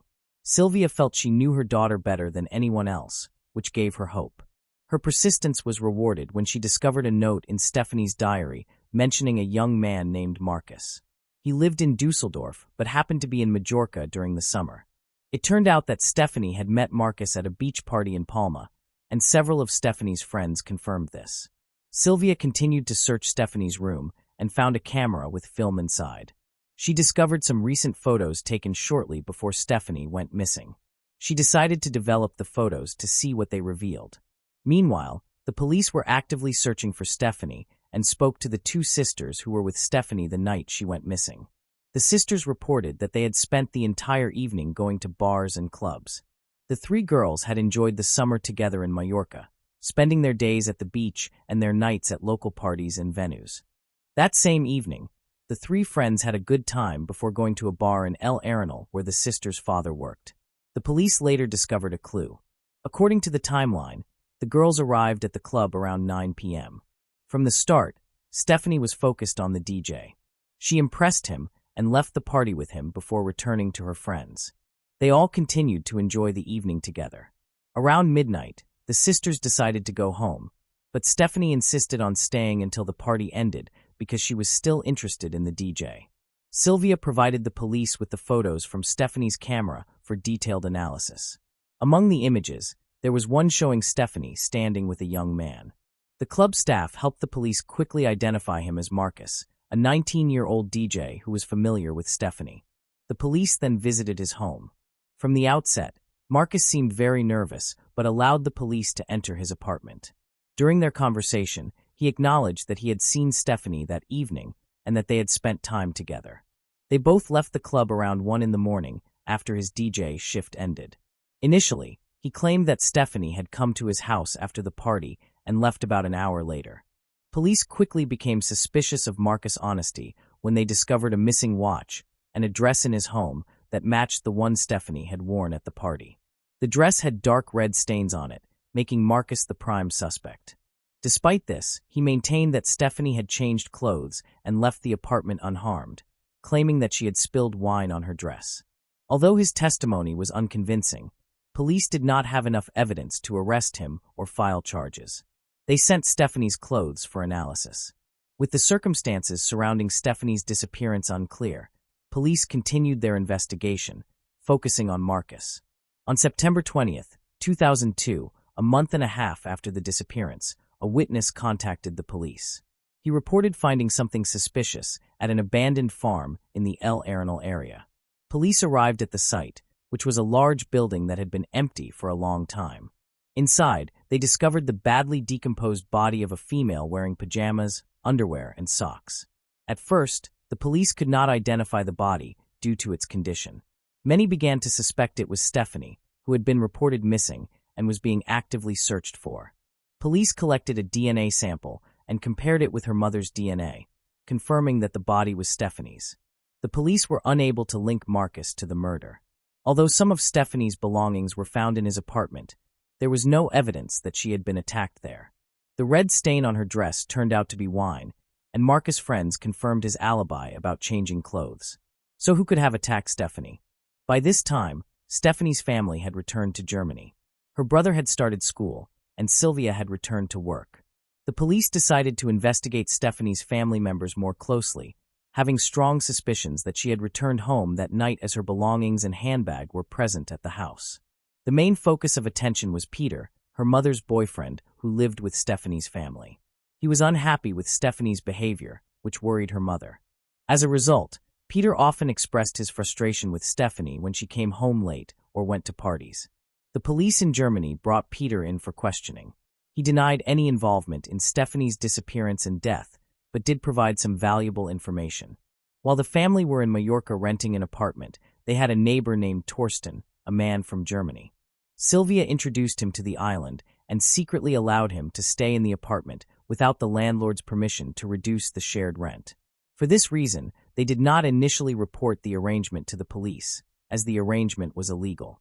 Torsten was worried about potential legal problems, but Peter believed that Torsten was a kind and calm person who would not cause any trouble. Spanish police investigated Torsten, a new suspect in the case. He was living in Jupiter, Germany. He was also in Mallorca at the time of the crime. He had a troubled criminal record, including convictions for robbery and sexual assault. Alarmingly, Torsten had left Mallorca. Spanish and German police joined forces to search for him.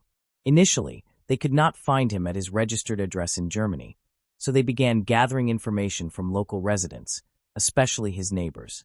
The police were quickly alerted by a local resident, a 50-year-old auto mechanic. He reported that in February 2003, Torsten came to him with a white minibus. Torsten requested the installation of an emergency light signaling system above the driver's cabin and asked to paint the vehicle in bright colors. He also wanted the windows tinted so that no one could see him inside, even in bright light. Additionally, he asked to remove the seat and create a large sleeping area similar to a double bed. The mechanic found several aspects of Torsten's request suspicious. First, he discovered a receipt for the minibus, which had been rented from a car rental service. This raised a red flag for the mechanic. Why would someone invest in modifying a vehicle that wasn't theirs? Second, he noticed a suspicious bag containing odd items: strange balls, cable ties, several adult toys, and pills.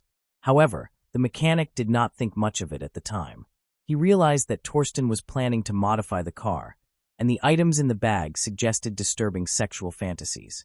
The car was later discovered in a nearby town. Police tracked down Torsten, who was quickly arrested and charged with murder. He denied any involvement in the crime. Police discovered what was described as a sex kit bag in the converted car. The kit included items described by the mechanic as cable ties, various sex toys, women's underwear, anesthetics, sleeping pills, and explicit photographs of several girls. 2 bottles of chloroform with Spanish labels and a toy pistol were found, likely used to scare and trick victims into the car. Torsten had purchased chloroform from a drugstore, and a pharmacist confirmed this. When the police contacted the car rental company, it was discovered that the minibus had been reported stolen, which intensified the suspicion surrounding Torsten. Forensic tests on Stephanie's body revealed the presence of chloroform, which prosecutors considered significant evidence linking Torsten to the crime. At home, Torsten had used chloroform to incapacitate Stephanie before assaulting her. Chloroform is a powerful sedative that can linger in the body after inhalation, but its effects do not last long if the person is alive. Experts believe that Stephanie died from inhaling too much chloroform, which led to poisoning. During the investigation, police discovered a bag containing suspicious items, as well as another woman's handbag in the car. Inside the handbag, they found documents that helped them identify the owner. She was an 18-year-old girl who fortunately survived her encounter with Torsten. The victim explained that she had met Torsten by chance in the parking lot, exchanged a brief greeting, and then continued on her way. She later found herself waking up in an unfamiliar van. According to her statements, she did not suffer an overdose and survived the incident. Luckily, the girl was able to identify her attacker. The second victim also reported that she was not harmed. She escaped after regaining consciousness from chloroform at a time when Torsten was absent from the vehicle, allowing her to flee through an unlocked back door and disappear. Torsten was charged with the assault on this girl, but suspicions around him persisted after Stephanie's body was discovered on an abandoned farm. Forensic experts conducted thorough examinations of the remains and the site. They found evidence indicating that the killer had been in close proximity to the decomposing body for over a month. This was further supported by specially trained dogs that accurately detected Torsten's scent. Despite the overwhelming evidence, Torsten refused to admit his guilt. In order to get Torsten to talk, one of the police officers agreed to share a cell with him. While in the same cell, the officer quickly developed a rapport with Torsten and managed to get a recorded confession from him. Torsten admitted to killing Stephanie, but claimed it was an accident. He explained that they met in her apartment after she returned from a party. He had been observing her for some time, waiting for the opportune moment to strike. That night, he felt the moment had arrived. Stephanie was intoxicated and her family was asleep, so he decided to make his move. Torsten began to harass Stephanie, who attempted to defend herself. This led to an argument between them. He did not provide many details, but claimed that Stephanie had attacked him first. In response, he pushed her, causing her to hit her head and lose consciousness. Strikingly, he never mentioned the anesthetic found in her system. Torsten panicked and quickly moved Stephanie's body from the apartment to an abandoned farmhouse. He remained with the body, worried about being discovered, until he finally decided to flee to Germany. His story seemed implausible because Stephanie had no head injuries, suggesting he had lied about how her death occurred. It was also unusual that Stephanie's relatives did not immediately suspect the neighbor who had gone missing around the time of her murder. Years later, the prosecutor's office formally charged Torsten with assault resulting in death. The charge carries a 10-year prison sentence, and the prosecutor sought the maximum penalty. However, Torsten's attorney argued that his confession had been obtained improperly, meaning the recording could not be used as evidence. The defense also claimed that Stephanie's body had been accidentally contaminated with chloroform after the autopsy. While this explanation seemed unlikely, it required further investigation to disprove. Ultimately, the theory of accidental chloroform contamination was rejected. Forensic experts determined that the chloroform levels in Stephanie's blood were far too high to be accidental. It was concluded that Torsten had deliberately poisoned Stephanie to prevent her from reporting him to the authorities. The prosecutor's office also affirmed that Torsten's confession had been obtained legally, which was sufficient to support the charges. Torsten was diagnosed with antisocial personality disorder and exhibited clear narcissistic traits. His lawyer requested leniency, arguing that Torsten had a troubled upbringing. His parents separated shortly after his birth, and he grew up in a challenging environment. He endured several abusive stepfathers and was ultimately abandoned by his mother. Frequent moves and changes of schools made it difficult for him to form lasting relationships. Torsten had no close friends and described his interactions with others as non-existent. His mother occasionally reappeared in his life, only to vanish again. The lawyer explained that these experiences negatively affected Torsten's early development. He lacked understanding of kindness, love, or parental care, which contributed to his antisocial behavior. He often found himself in trouble and frequently acted as a bully, resulting in constant conflicts. Following the initial hearings, Torsten received a 10-year prison sentence, the maximum allowed. Both Torsten and his lawyer disagreed with the ruling. The lawyer successfully argued for a review of the case, leading the judge to rule that the improperly obtained confession could not be used as evidence. The jury subsequently found Torsten guilty of premeditated murder and added an extra year for concealing evidence. The prosecution convincingly demonstrated that Torsten had been waiting for his victim in her apartment. Stephanie had returned home, changed into her pajamas, and was preparing for bed when he attacked her, raped her, and then killed her to cover up the crime. To hide Stephanie's body, Torsten transported her to a nearby farm. There, he stayed close to the body for over a month, constantly fearing discovery. During this period, he participated in all search efforts, was present at almost every search operation, and provided support to Stephanie's family. All of this was intended to divert suspicion away from him. Until his capture, Stephanie's family had no idea that they had welcomed into their home a man who had previously escaped from prison in another country. He was wanted for multiple robberies and had also been accused of sexually assaulting another girl using chloroform.